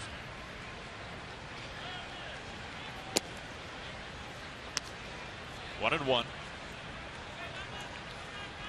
Altuve 1 for 2. He has hit lefties better than anybody this year. He's batting .373 against left-handed pitching. As Nuno works ahead, a ball and 2 strikes. Surprised to see Altuve take a couple of pitches. Don't see that often, you're right.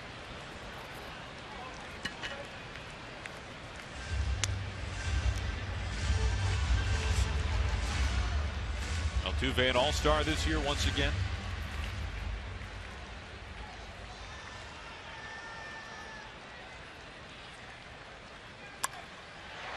Up the middle with 2 strikes, his second hit.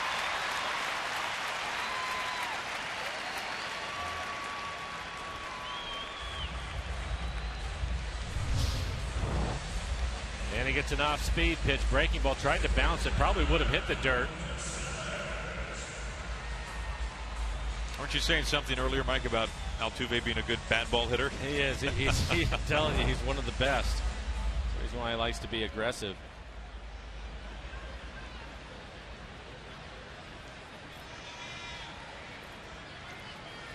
Here is Marwin Gonzalez.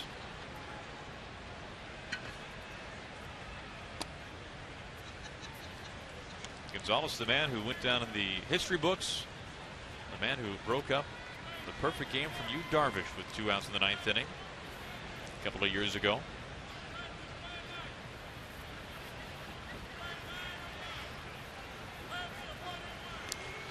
Keep a close eye on Altuve. 35 steals, leads the American League.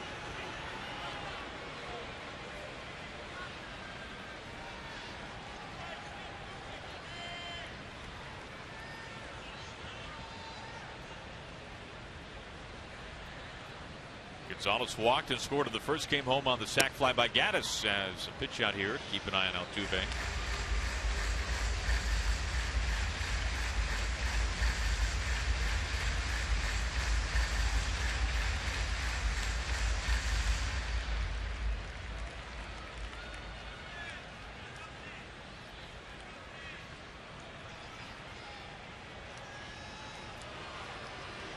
Two home runs, both solo homers by the Astros of the 4th. That has been the difference maker so far tonight.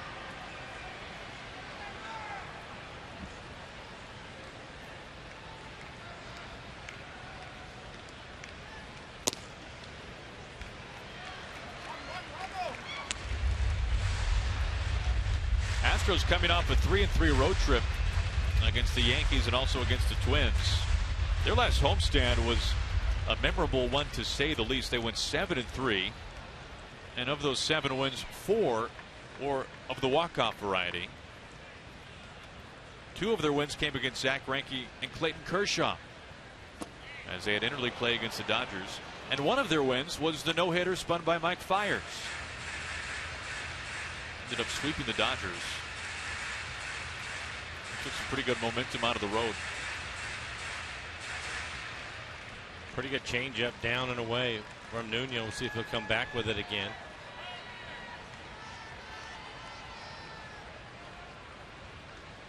Altuve the single,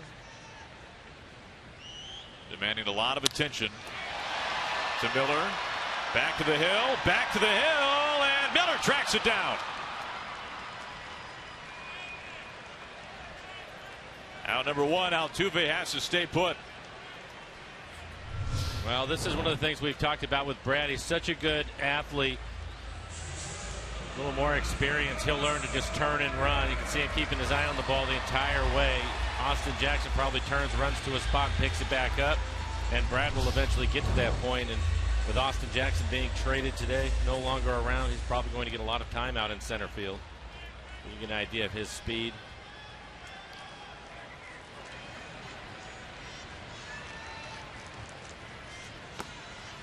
We've seen Mariners outfield coach Andy Van Slyke, a Gold Glove winner, a number of times in his day, working with Miller, hitting him countless towering fly balls to center field. And one thing that we've seen Andy and Brad work on well before batting practice has been how to play the wall. That's something that Van Slyke worked masters with Dustin Ackley with. Well, and there's a lot that goes into that. First of all, you want to make sure that the athlete's not going to hurt himself. He has to be aware of where the wall is in his steps and when he hits the warning track and what all of that is like. And the other thing is just we see it all the time. He'll hit the ball off the walls in the different corners. And they have some here in this ballpark. It's unique. It's not the same all over the place, so you have to be aware of those things. This is pumped by Correa. This might hit the lights, back to the wall, and this is high, over, and gone.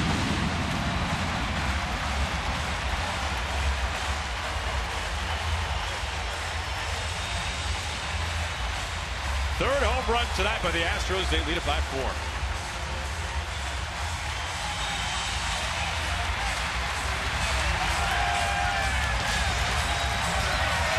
Now you might be looking at the American League Rookie of the Year. Trying Trying to go inside with a fastball. He gets it to the inside corner. But a quick bat from Correa, able to cut it off.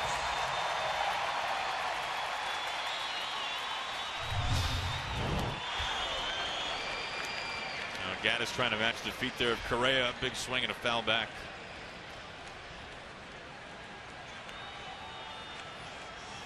They might need to repaint the front of that train by the time this night is over. Broken bat towards Seager. Easy on number 2.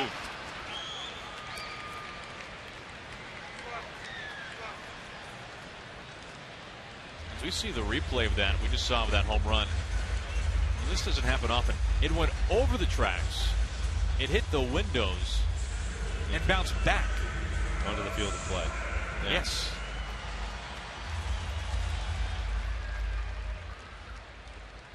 Two outs for Gomez.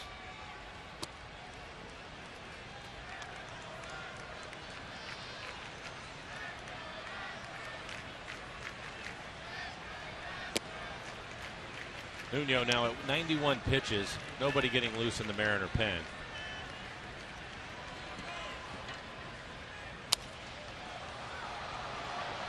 Cruz, a lot of ground to cover, can slow up. Out number 3. More damage dealt by the Astros. Carlos Correa over the train tracks. A 2-run shot, and the Astros lead it by 4.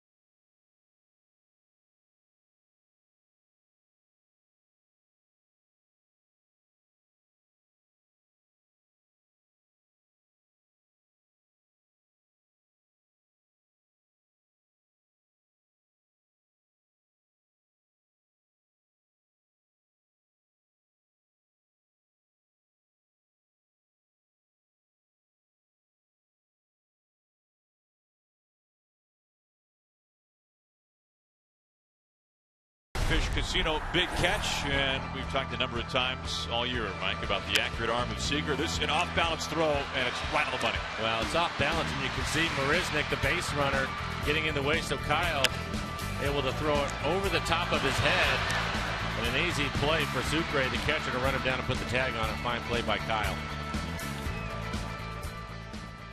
You get the sense that the accurate arm from Kyle is something that he has truly had to work on, or that's something that he's just blessed with? I think it's probably something that he has done his entire life. Now, obviously, he works at it a lot. High the opposite way. Gonzalez on the track. I think he works at it a lot. Obviously, a lot of ground balls with him and Chris Woodward and throwing across the diamond and all those different things. But I don't. It's something that he's been able to do since he was a kid. He's just got it.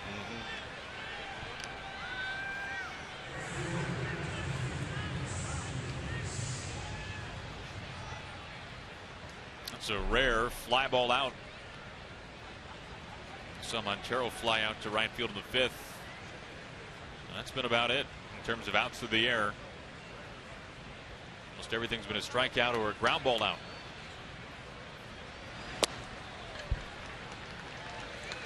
First pitch strike to Cruz. Nelson 0 for 1, a walk.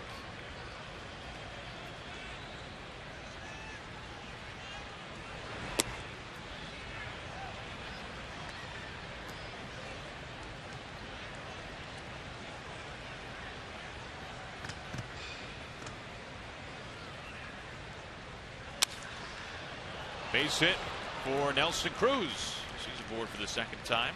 His first hit.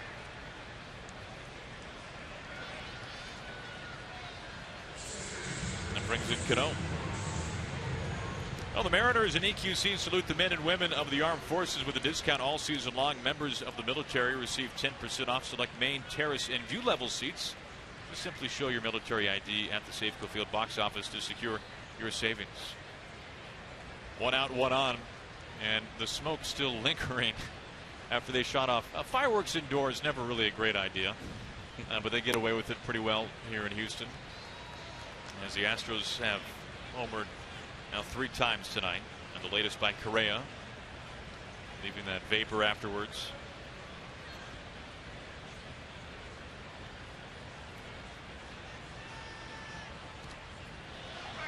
Sends Cruz into second. That's the second wild pitch from Keuchel. He came into the game with 1 wild pitch all season in 26 starts. Well, and I think that probably something that has to do with that is his regular catcher and Castro. Castro going on the disabled list. He's really good at blocking the baseball. Conger back up. So probably has a little something to do with it. Makes sense.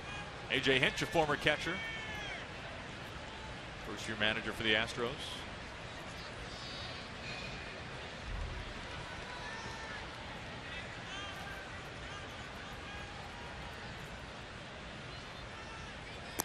Can you think of a time this year, Mike, where you really realize that the Astros were for real this season? Because AJ Hinch must have been wondering the same thing after a hot start, a blistering hot start. And they've tapered a little bit, but they got off to such a good start that if you kind of get the sense that if they play 500 baseball the rest of the way, they will be in the postseason. Right. Well, and I agree with that, but I think that for myself, we talked about it all year. I would probably guess when we got into the first week of August is when I thought they're actually going to be able to hang in there. Yeah. Take a look at their lead over the Texas Rangers, a 3-game lead. But I think that looking at them, they were so young, Aaron, and they strike out so much. I just felt like, are they going to be able to continue at the pace that they're at? And they haven't. You mentioned that they were hot early on, but playing 500 baseball for the last couple of months has been pretty good.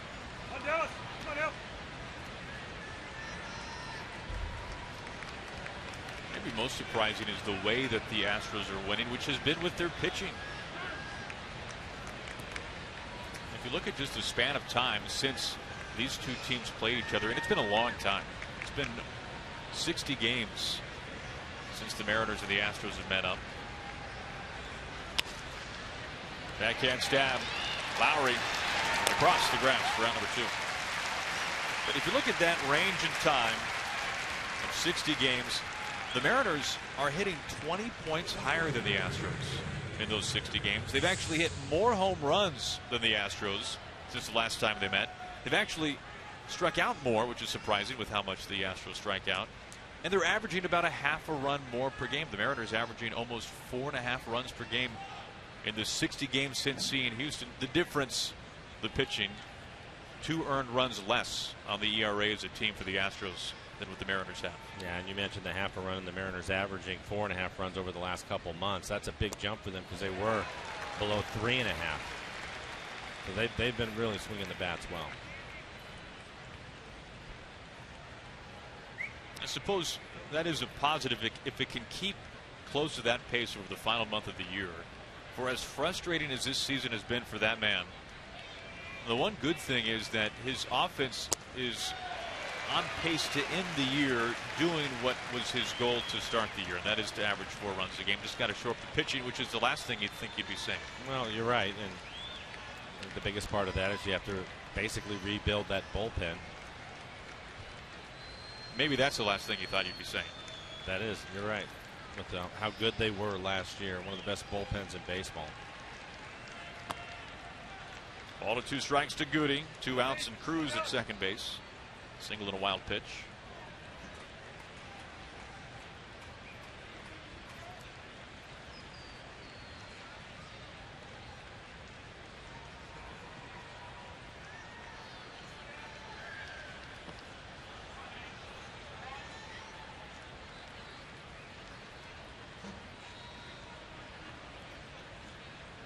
Conger keeps Cruz put at second.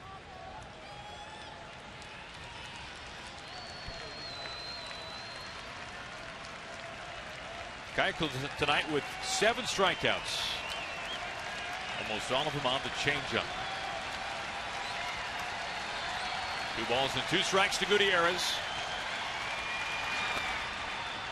He's off that pitch. Trumbo on deck. He'd bat next.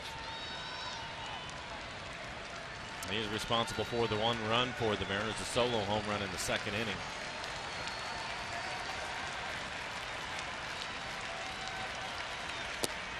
Another punch out, another changeup. 8 strikeouts for Keuchel. Through 6 innings, he's ran Cruz in scoring position.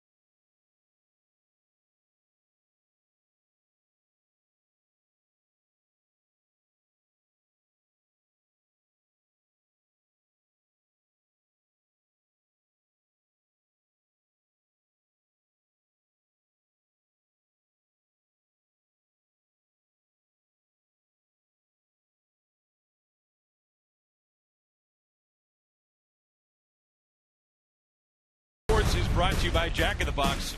For a limited time, try the new Portobello Mushroom Buttery Jack with melted garlic herb butter.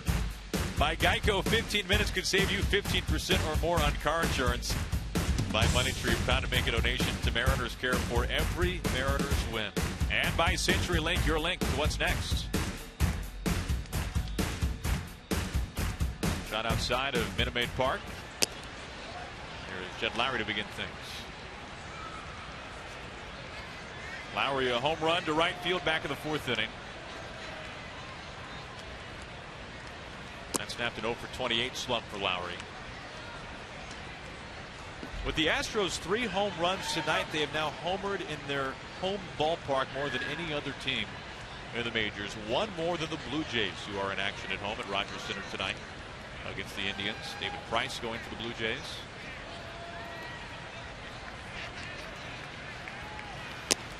Danny Salazar for Cleveland, and Cleveland right now has the better. They're going into the bottom of the 9th. Cleveland up on Toronto 4-2.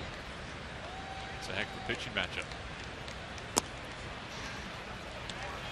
Nuno behind. For Salazar, I would say so. It seems that Toronto's been scoring 7, 8, 9, 10 runs every night for the last couple of weeks. That's the last place you want to go if you're an opposing pitcher. Pick your poison.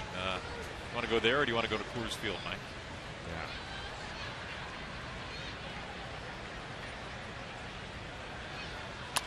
Yeah. 98 pitches now for Nuno, so the guys are starting to move around in the bullpen.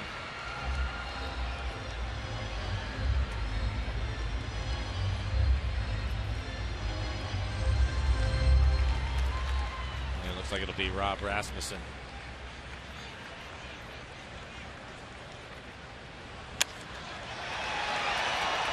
Run for Cruz.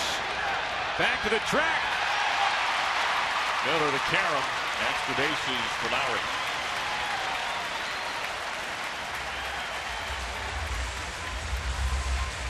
home run, now the double.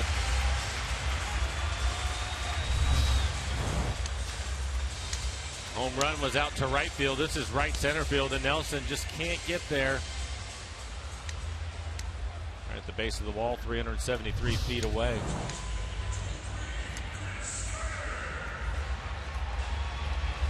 Another thing right there, you were talking about Andy Vance like working with Miller in the wall and doing all that. That's a good example of it right there. When Brad, as a center fielder, noticed that Nelson was going to go and try to make the catch, Brad made sure he didn't get too close to the wall, so when it bounced off of it, he would have plenty of room to make the play. That was well done by Brad.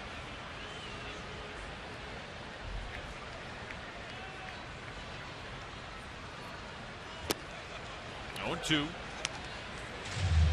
Well, in future years, one thing that Miller will not have to fight if he's out there anytime next year is the hill, Pals Hill. This is it. It will be a thing of the past after this season. A lot of American League center fielders happy about that, Aaron. Every one of them. It is the carnival of the American League right there. Still nothing to 2 on Carter.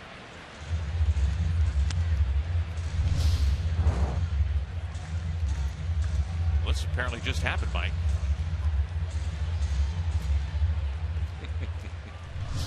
Whose is that?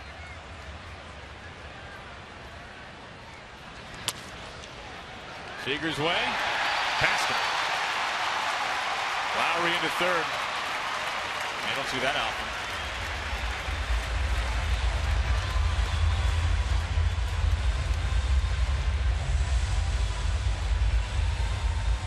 Lowry, who wears that oven mitt after missing 3 months of the disabled with a hand injury, able to advance to third. So he goes right off the end of the glove from Kyle, ranging to his left. He'll reach out and go right off the end of his glove. Sure, that will be a base hit.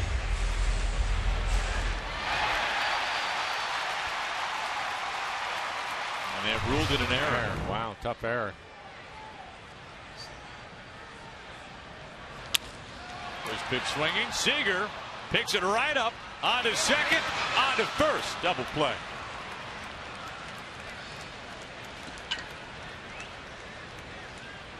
Short memory for Kyle Seager. That's pretty good. Watch him when he catches it. He turns around and checks the runner at third.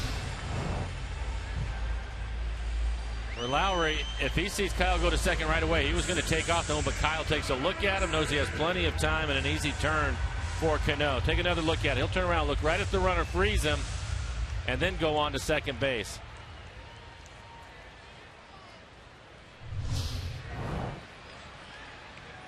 Lowry, the only man left.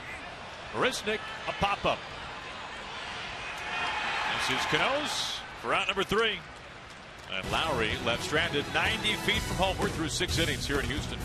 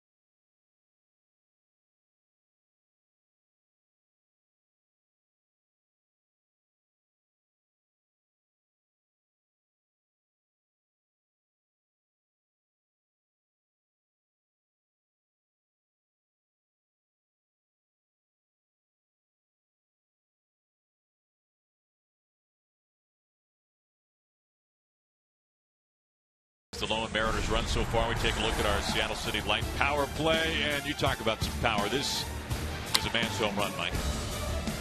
First pitch swing on a fastball, and not only hits it out the other way, but hits it into the second deck. An impressive home run. 9th home run of the year for Trumbo. That was destroyed.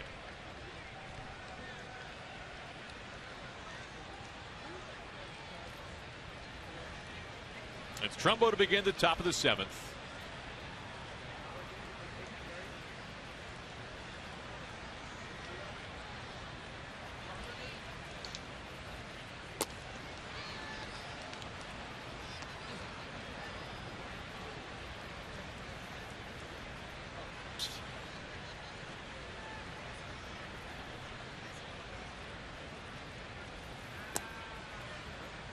Doing nothing to Trumbo. Colby Rasmus, the former Blue Jay, in left field now for Gonzalez. And Gonzalez has moved to first base. Chris Carter out, done for the night. Gonzalez, the guy who's really played all over the place for the Astros in recent months.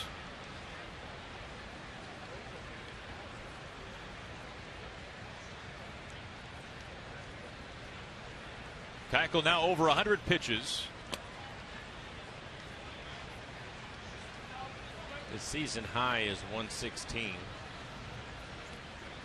were talking about it earlier in the ballgame. You have Harris and Gregerson out in the pen, so A.J. Hinch would like to see Keuchel, one of the best pitchers in the game, get through this inning so he can turn it over to those two.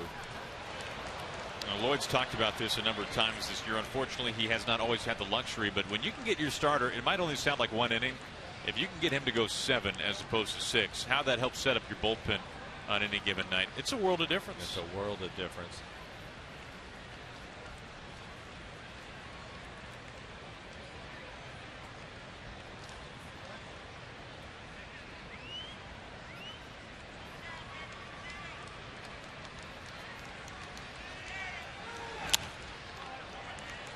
On a full count, a pop-up. And action right away for Gonzalez, the new first baseman.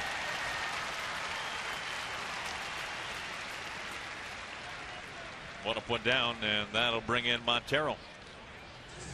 This copyrighted telecast is presented by authority of the Seattle Mariners. It may not be reproduced or retransmitted in any form, and the accounts and descriptions of this game may not be disseminated without the express written consent of the Seattle Mariners. Montero 0 for 2. You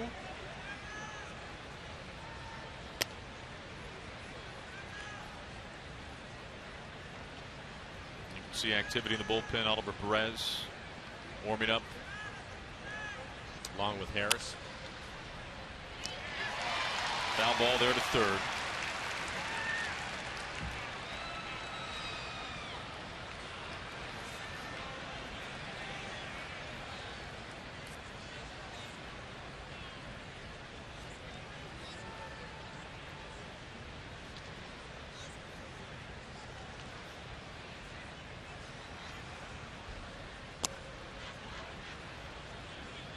It's been a tough stretch lately for Montero, as we saw even in Chicago when Logan Morrison got the start against a tough lefty in Quintana, when you normally see Montero in there. But was it a matter of health for Jesus? It was a matter of just not seeing the ball well for whatever reason. But he's in there tonight against Keuchel.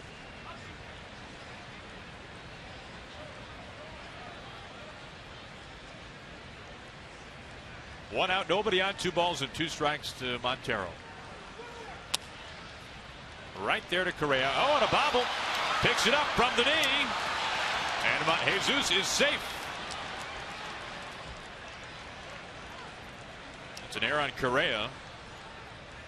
That was gift wrap for him. And a 1-out base runner. Just a routine ground ball. I didn't see it come up on him at all. No, he just hit it right off the heel of his glove.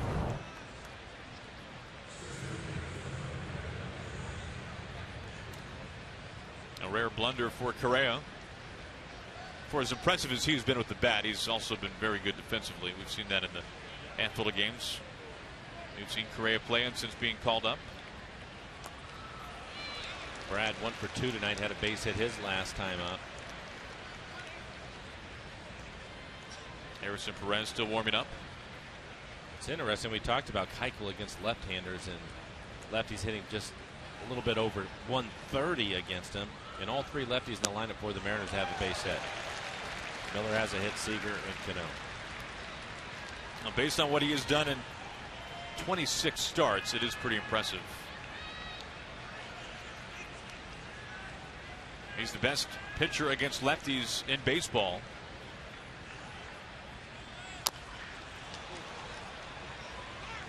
Down off the foot, keeps it 0-2.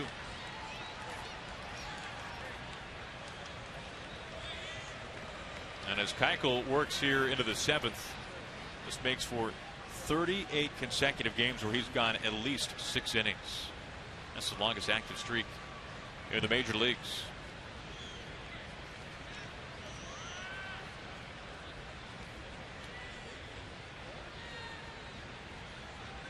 It's the longest streak since Justin Verlander. He's got a ways to go. Verlander did it over 60 times. 63 straight starts for Verlander, 2010 to 2012. Going to least 6 innings.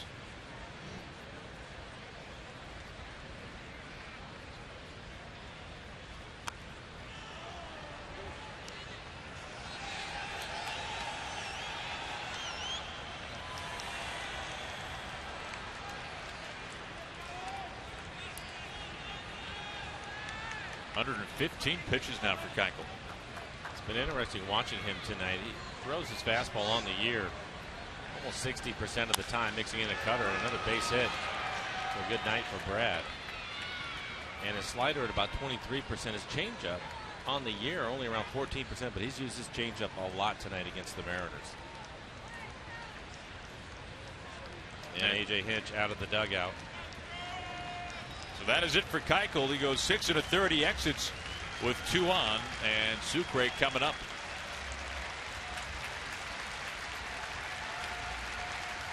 Now let's see if there's much of a conversation here. Yeah, he's going to leave him in.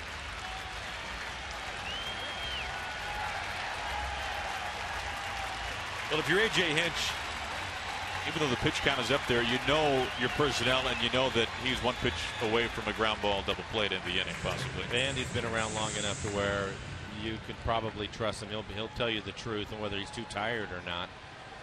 And I think right now, you mentioned it, looking to get the ground ball. Nobody better at it than Keuchel in the American League. Sucre 0 for 2. Pop out and the strikeout swinging. This next pitch will be a season high.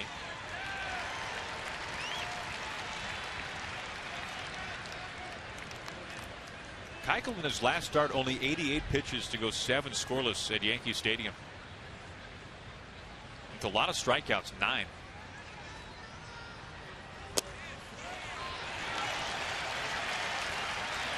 That's a tough pitch there.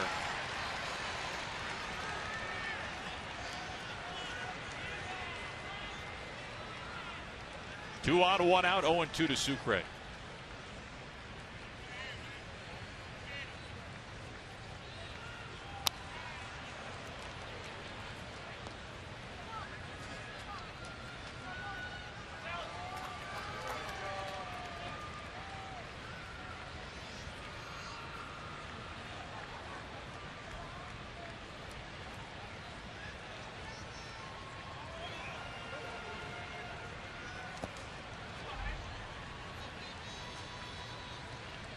And when he's thrown his changeup tonight, you can really see him turning that pitch over. It is moving away from the right-handed hitters.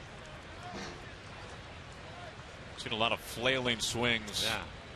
As a hitter, it must appear that it's going to be on the outside corner, and it's well off the plate by the time he gets into the hitting area.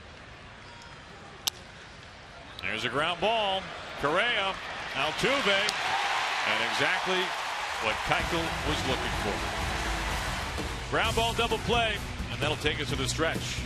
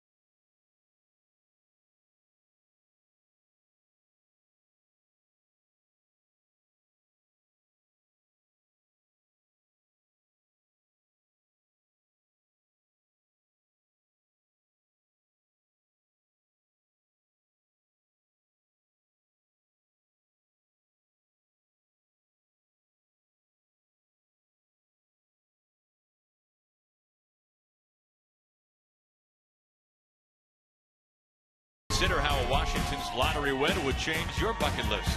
Play today. And some Cougar fans, some Mariners fans. Here from Minute Maid Park in Houston. Pullman well represented. They look like they're in the cheap seats, though, gotta say. They look like they're up there. Here's Rob Rasmussen. Rasmussen on for Nuno, who Mike was able to go 6 innings for the Mariners tonight. That's what Lloyd was hoping to get, 6, maybe 7 innings out of him. Home run ball is what hurt him tonight. 6 innings, 7 hits, 5 runs, all of them earned. Again, 3 home runs that he gave up. A couple of walks, 2 strikeouts. He threw 105 pitches. For Rasmussen, 13 appearances on the year, high ERA. 11 strikeouts and 9 2/3. He has a good arm. Fastball will be in the low 90s. Opponent's hitting .383 off of him. Facing Altuve right away.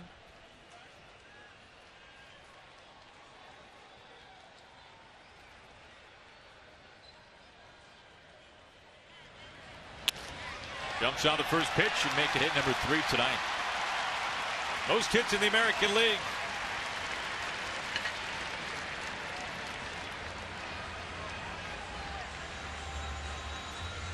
We were talking about it earlier. Very aggressive hitter.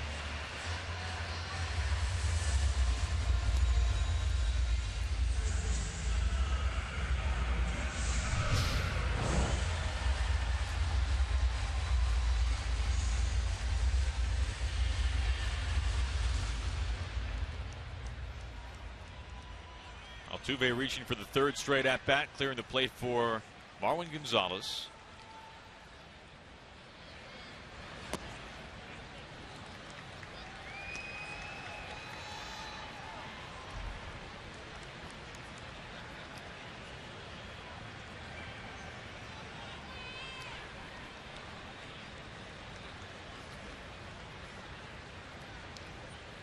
Altuve leading the American League in hits and in steals. Got to keep an eye on him.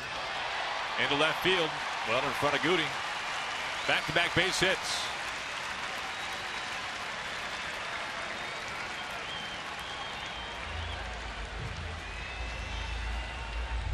Again, being aggressive on the fastball. Missed with the first pitch. That one middle away. Lines it into left field and dropped quickly into some trouble with a couple of base hits to start the inning. And Correa 2 for 3 tonight. A 2-run home run to his credit. His 16th home run on the year.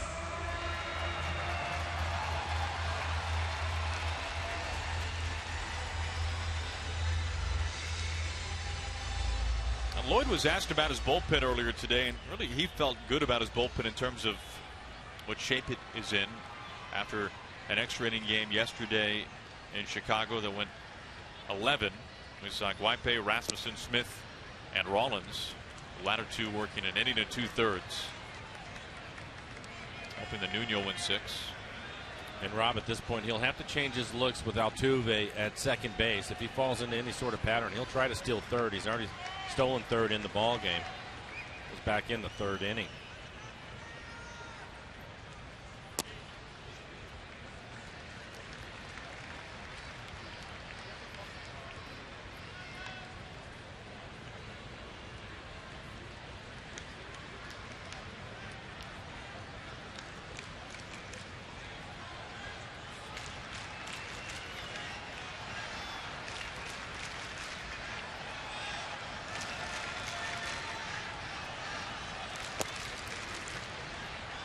Gets a strike there to Correa, 2-1.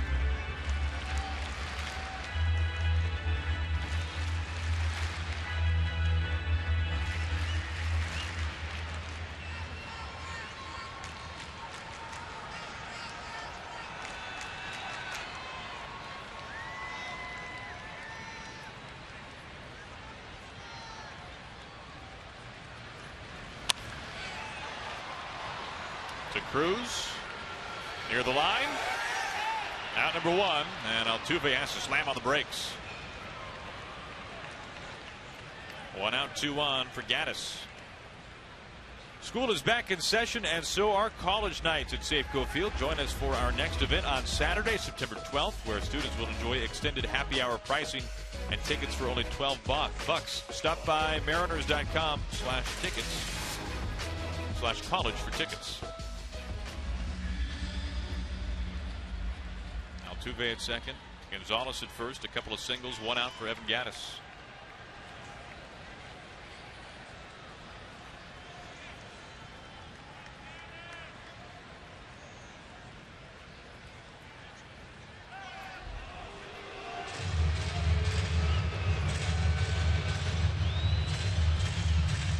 Five hits in August for Altuve. Franchise record. 3 more tonight.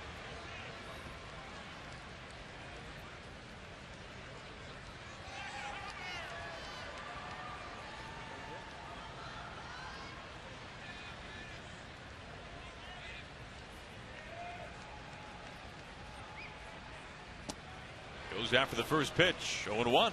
Looked like a pretty good changeup. That's the first changeup he's thrown. He's throwing a breaking ball and a changeup. Other 6 pitches, all fastballs.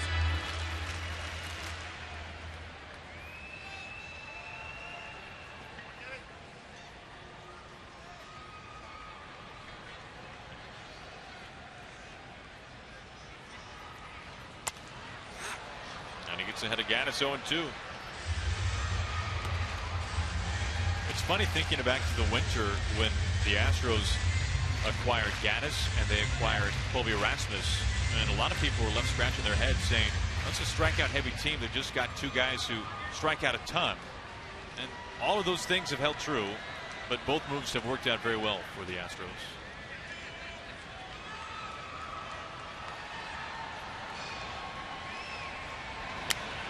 Fights this away. Also gave him a couple of guys that have some time in the big leagues. They're so young at the start of the year. They had to help them out with a couple of guys that had some service time. Remember coming here in September last year? I mean, this was just like, this was the Corpus Christi Hooks. This was the Double-A team was in the big leagues. Yeah. And there's so many guys last September who had spent time in the Texas League who were in the majors for the Astros.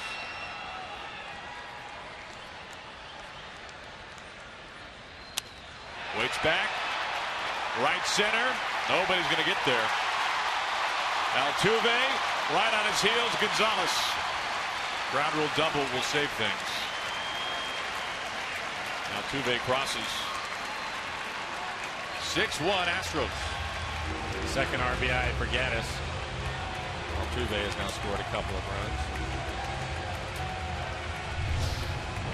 And this is the first base hit for the Astros with runners in scoring position tonight. He gets a breaking ball. He left it up in the middle of the plate. So he lines it out to right center. Now you have second and third. Gomez coming to the plate. The Mariners will bring their infield in.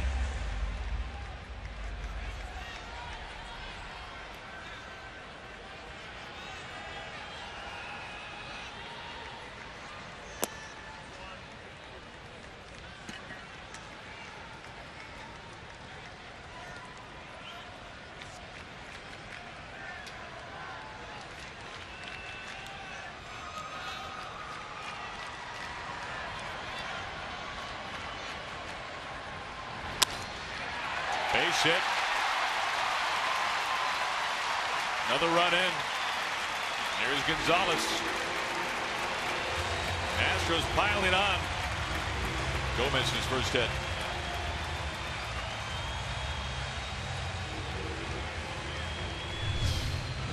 On the changeup, you can see the infield in as he lines it past Marte at short. Rick Waite's making a trip out to the mound, and it looks as if this is going to be Rob's inning.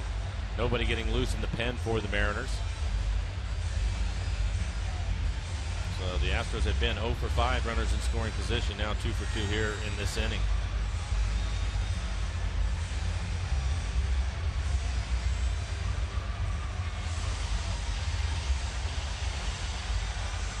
And unfortunately, this has become more of the same for the Mariners here in Houston.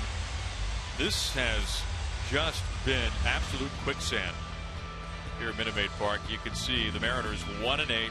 The runs could not be more lopsided. And Mike, we talked about this at the top of the broadcast, the slugging percentage. Well, yeah, over 600, and you can add 3 more home runs to the 23 that they've hit against the Mariners this year here in this ballpark.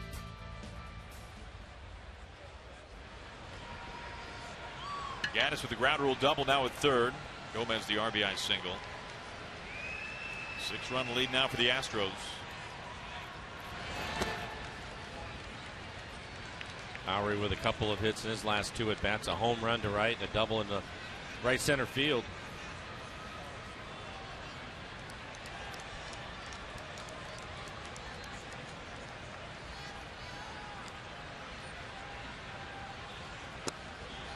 The funny thing about those numbers from that graphic this season, the first 2 years for the Astros in the division, it really had been kind of a case of the reverse splits in some ways, where the Mariners were really pretty good here in Houston, while the Astros were really good against the Mariners at Safeco Field. It seemed like the visiting team always had the upper hand the last 2 years, but not the case in 2015.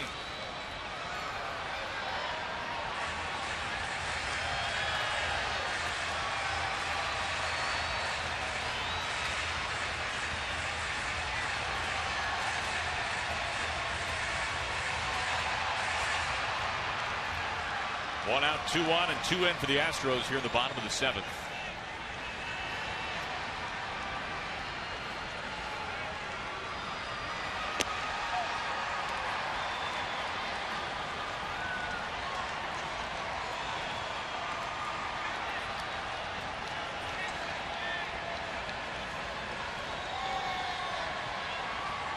Lowry spent a lot of time in Houston here at the start of his career, then went on to Boston, to Oakland, and now back with the Astros, signed as a free agent. And now looks at a full count.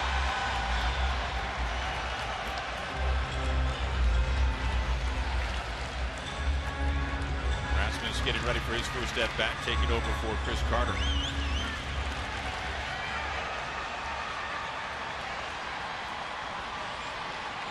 That's Gomez at first. Gaddis the man at third. Seager back a couple of steps, whips out a Cano, and that's the only play they'll get. Gaddis is in. 8th run for the Astros.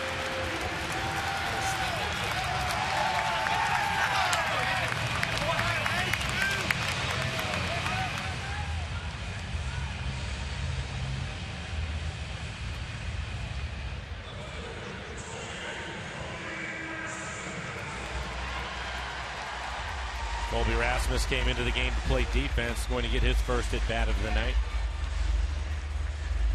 Took over on left field.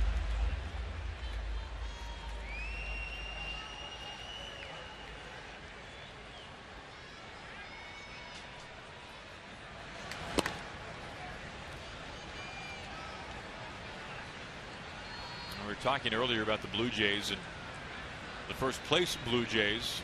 What role they have been on. Rasmus really became exiled there in Toronto in September of last year, as the front office knew that he would be departing as a free agent, and they gave a lot of playing time to the younger guys, and many of them are now contributing for the Blue Jays. Miller flags it down. That's the final out. 3 runs in for the Astros. They lead it by 7 through 7.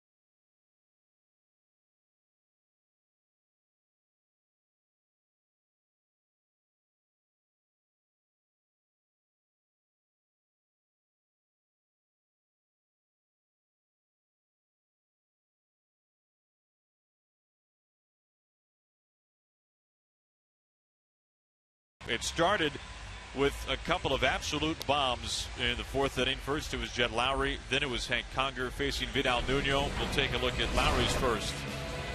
Conger's first. Yeah, first pitch fastball, and he hits the front of the train. And then Correa, they moved the train out to left center field, but Correa is going to find it again. The 3 home runs for the Astros tonight. That's the difference, and that's what the Mariners have seen this year, is a lot of home runs in this ballpark against the Mariners. For Dallas Keuchel, 7 innings, 6 hits, 1 run. It was a solo home run from Trumbo. He walked the batter, had 8 strikeouts through 121 pitches. That is a season high. Will Harris would take over, 52 appearances, a 1.42 ERA, 57 strikeouts in 57 innings. Harris has been part of just this magical turnaround of the bullpen for the Astros, which was last in the American League last year and near the very bottom of baseball. Really only the Rockies bullpen worse last season. Just stays fair off the bat of Marte, and it'll be Gonzalez taking it to the bank himself. We were talking about it earlier, Aaron. I just, you get here now at this point, and you mentioned it, tomorrow, 1st of September, and to see the Houston Astros in first place, surprising a lot of people. But to see their team ERA #1 in the American League, I think that is one of the bigger turnarounds you're going to see. Best in the American League in terms of pitching, tied for 3rd in the majors, tied with the Mets. And how much pub have the Mets gotten in the last couple of months for their pitching? Talented young arms in New York. DeGrom, Harvey, Syndergaard. And that's what you're talking about.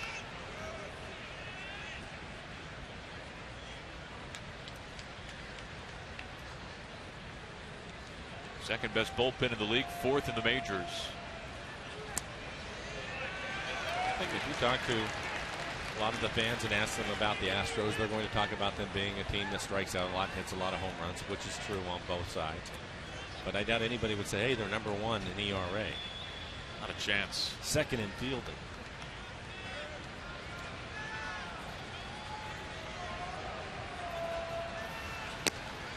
Ball and 2 strikes is Seager.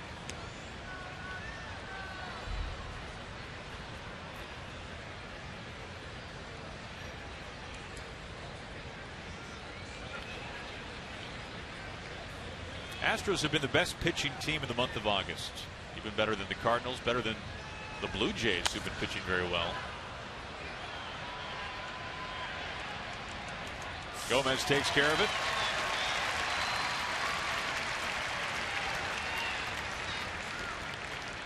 I'll change up your commute. Take our online trip planner for a spin at soundtransit.org.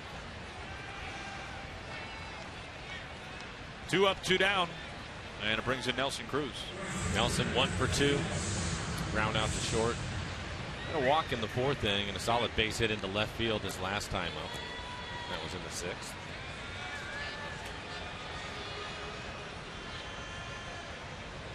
He's another base hit, trying to keep up with the pace of Altuve now. Altuve with 3 hits. Cruz 1 home run away from number 40. It would probably surprise every Mariners fan if he left Houston without having 40 home runs. I would agree. 340 hitter career in this ballpark.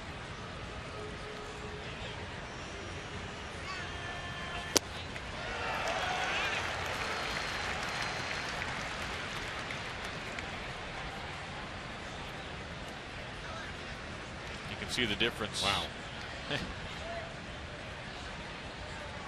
That is a huge difference. 2 earned runs, nearly 60 points in the opposing average.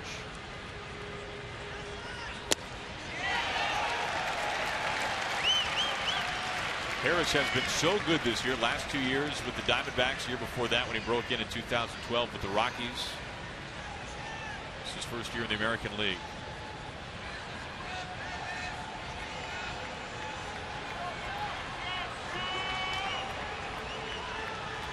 The 1-2 to Cruz.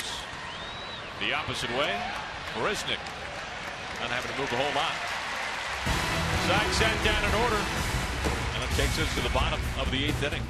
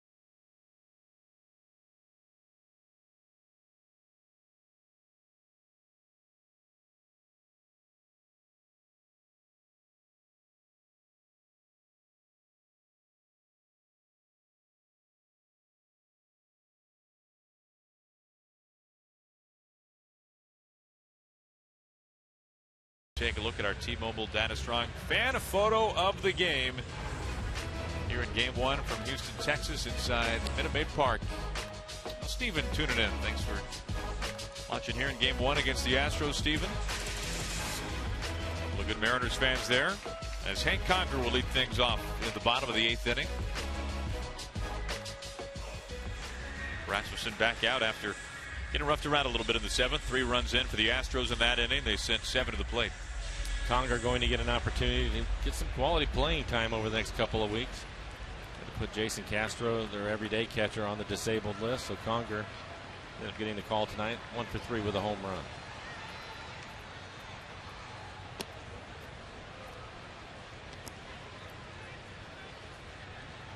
The news of the day, Austin Jackson being traded to the Cubs.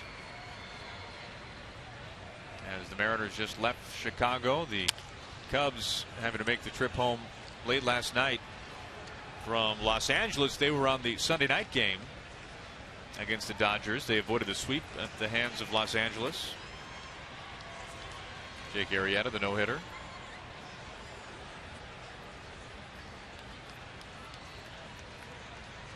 Oh, 2 on Conger.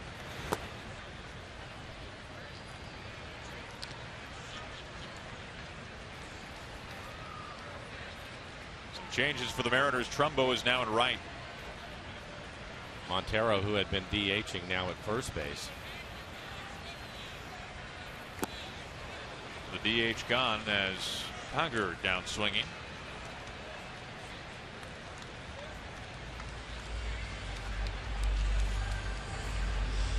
Wednesday, September 9th, it is Mariners sunscreen night. When the Mariners take on the Rangers, the first 10,000 fans will take home sunscreen courtesy of BASF. So stop by any Mariners team store or just go to mariners.com for tickets.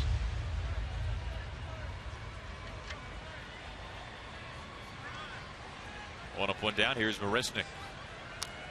You know, the best thing, Blow, about the no-hitter last night from Arrieta was not how filthy that slider was, or cutter, or whatever. It's pretty good. Yeah.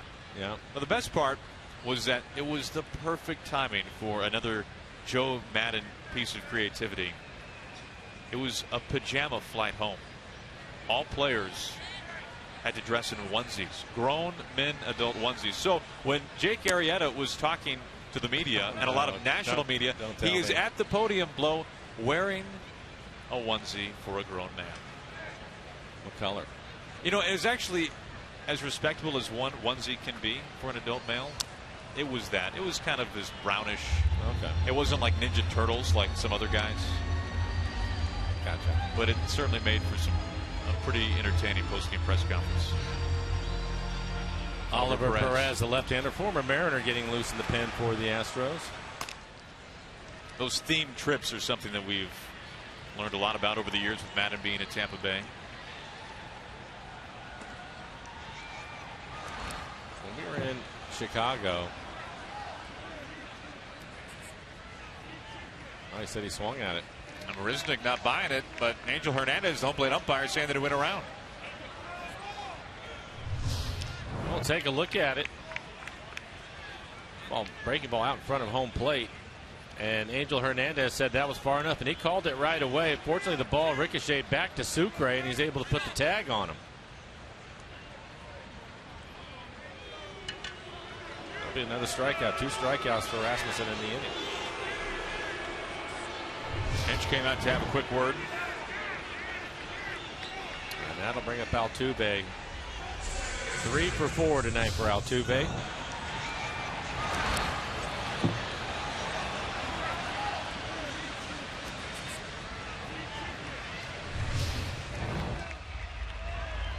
You were saying about Chicago, Mike? Well, on the theme, we saw a lot of Elvis Presleys in Chicago. True. Elvis Presley night at the ballpark.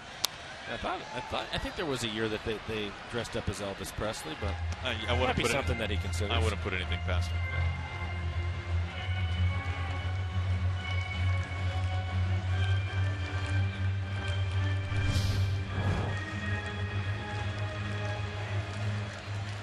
I think Marisnik was saying, yeah, I swung at it, but I fouled it off, which he clearly did. Yeah. He lost the argument to Angel Hernandez.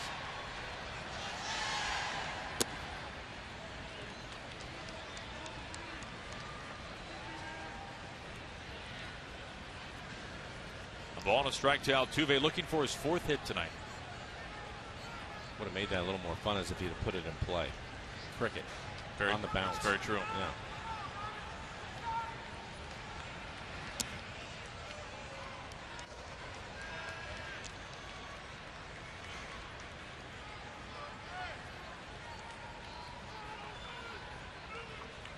Altuve, 6-game hitting streak. 12 hits in those 6 games.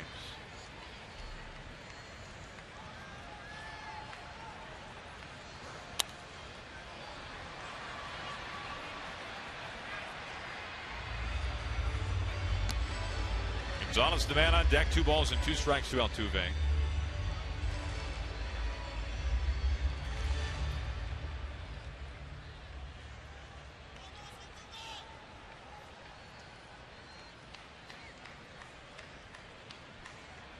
As we're talking about Arrieta's no-hitter, of course, it was the Dodgers who were no-hit here in Houston about a week ago by Mike Fiers, just recently acquired at the deadline from the Brewers. They've been no-hit twice in about 10 days or so. They've been no-hit, the Dodgers, that is, more than any other team in the history of baseball. They've been around for a while.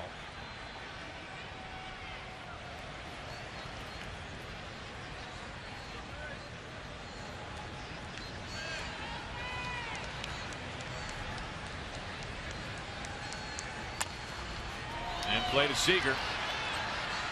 And Altuve is out. Stretched there by Montero. Took over for Trumbo at first base. We go on to the 9th inning. Mariners down by 7.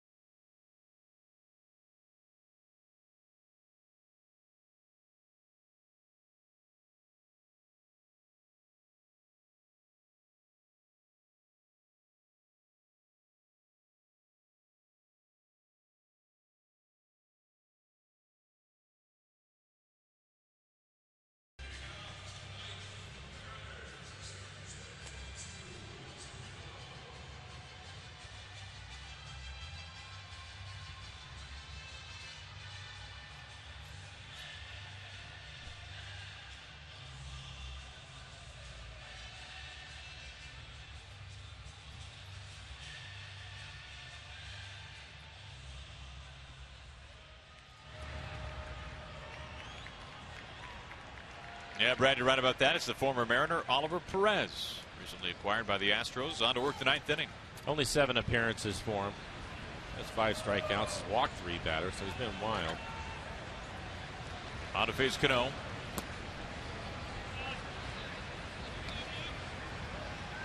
Perez began the year with the Diamondbacks in the National League.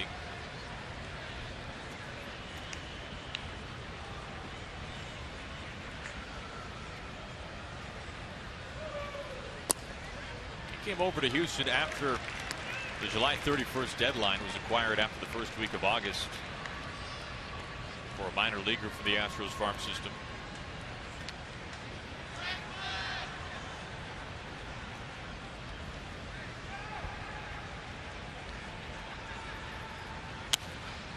You know, Mike, over on radio, less than a week ago, we were talking about Juan Marichal. Yeah. And the big leg kick. Yeah. Perez isn't quite that high. Who is? But he's got a kick and the twist. Yeah, he has the Louis Tiant. Yeah. The Louis Tiant twist. Little Cueto-like. Look at the way he holds his glove open like that, too. It's over the years, it seems he continues to add to it. And he doesn't do the twist all the time. And the pause.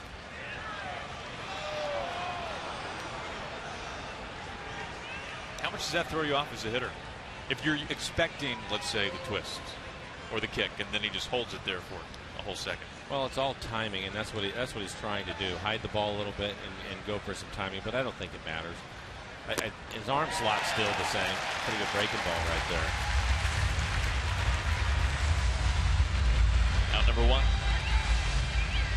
Now, do you live in Idaho, and would you like to win a VIP trip to Seattle? Then you have until midnight to send us a photo and story telling us why you are the ultimate fan. For official rules, visit rootsports.com.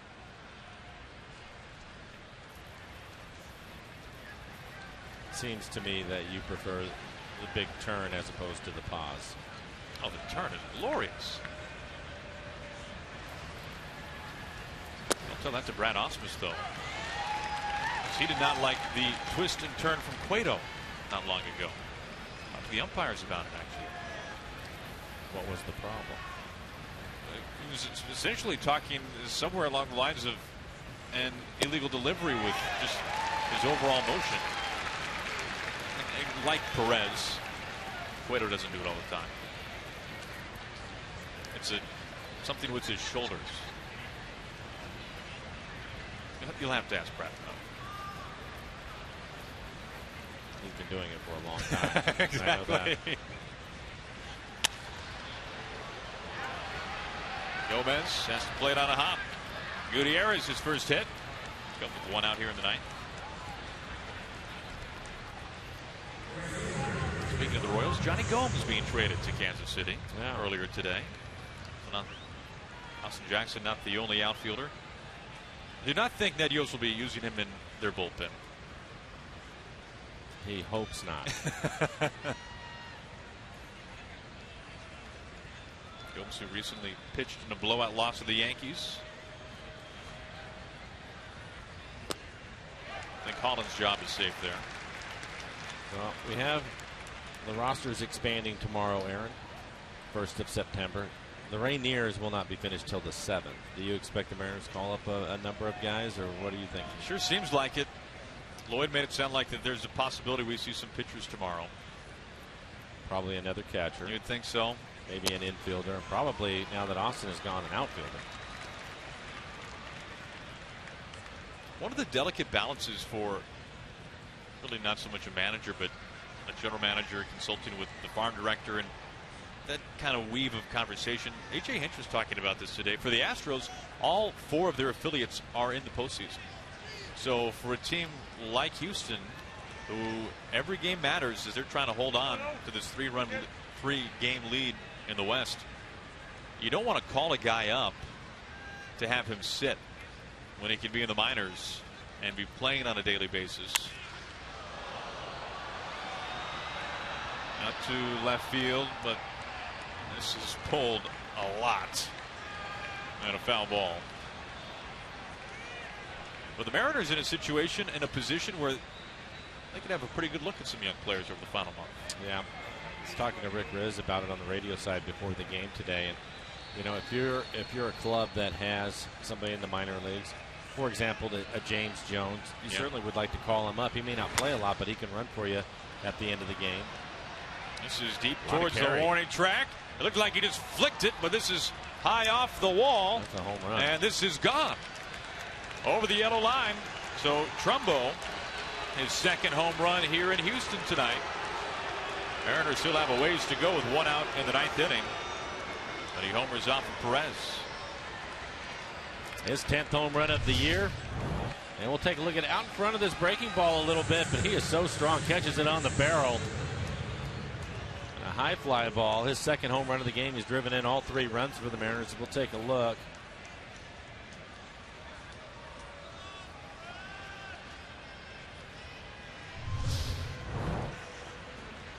Montero reached bases last time up on an error by the shortstop. Right to Altuve. Leaves his feet for out number 2.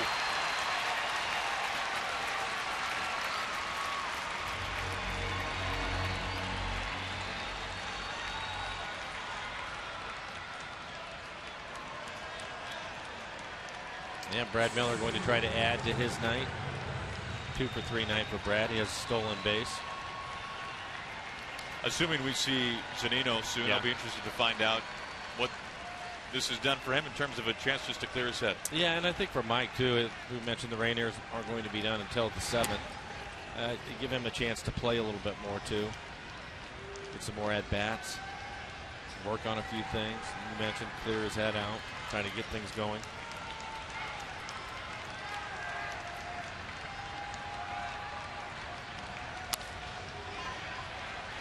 Marisnik coming in, keeps his feet, ball game over. Astros 8, our Trumbo 3. That's a tough way to start the series here in Houston, a place that has not been friendly to the Mariners this year. No, you knew it was going to be low scoring if the Mariners were going to win this one with Keuchel on the other side of the mound. He certainly pitched well. The Mariners are going to look back at the 4th inning when they had the bases loaded and nobody out and did not score a run. And once Keuchel was past that, he was pretty good the rest of the night. Mariners postgame presented by Delta Airlines begins in just 90 seconds with Brad and Jason.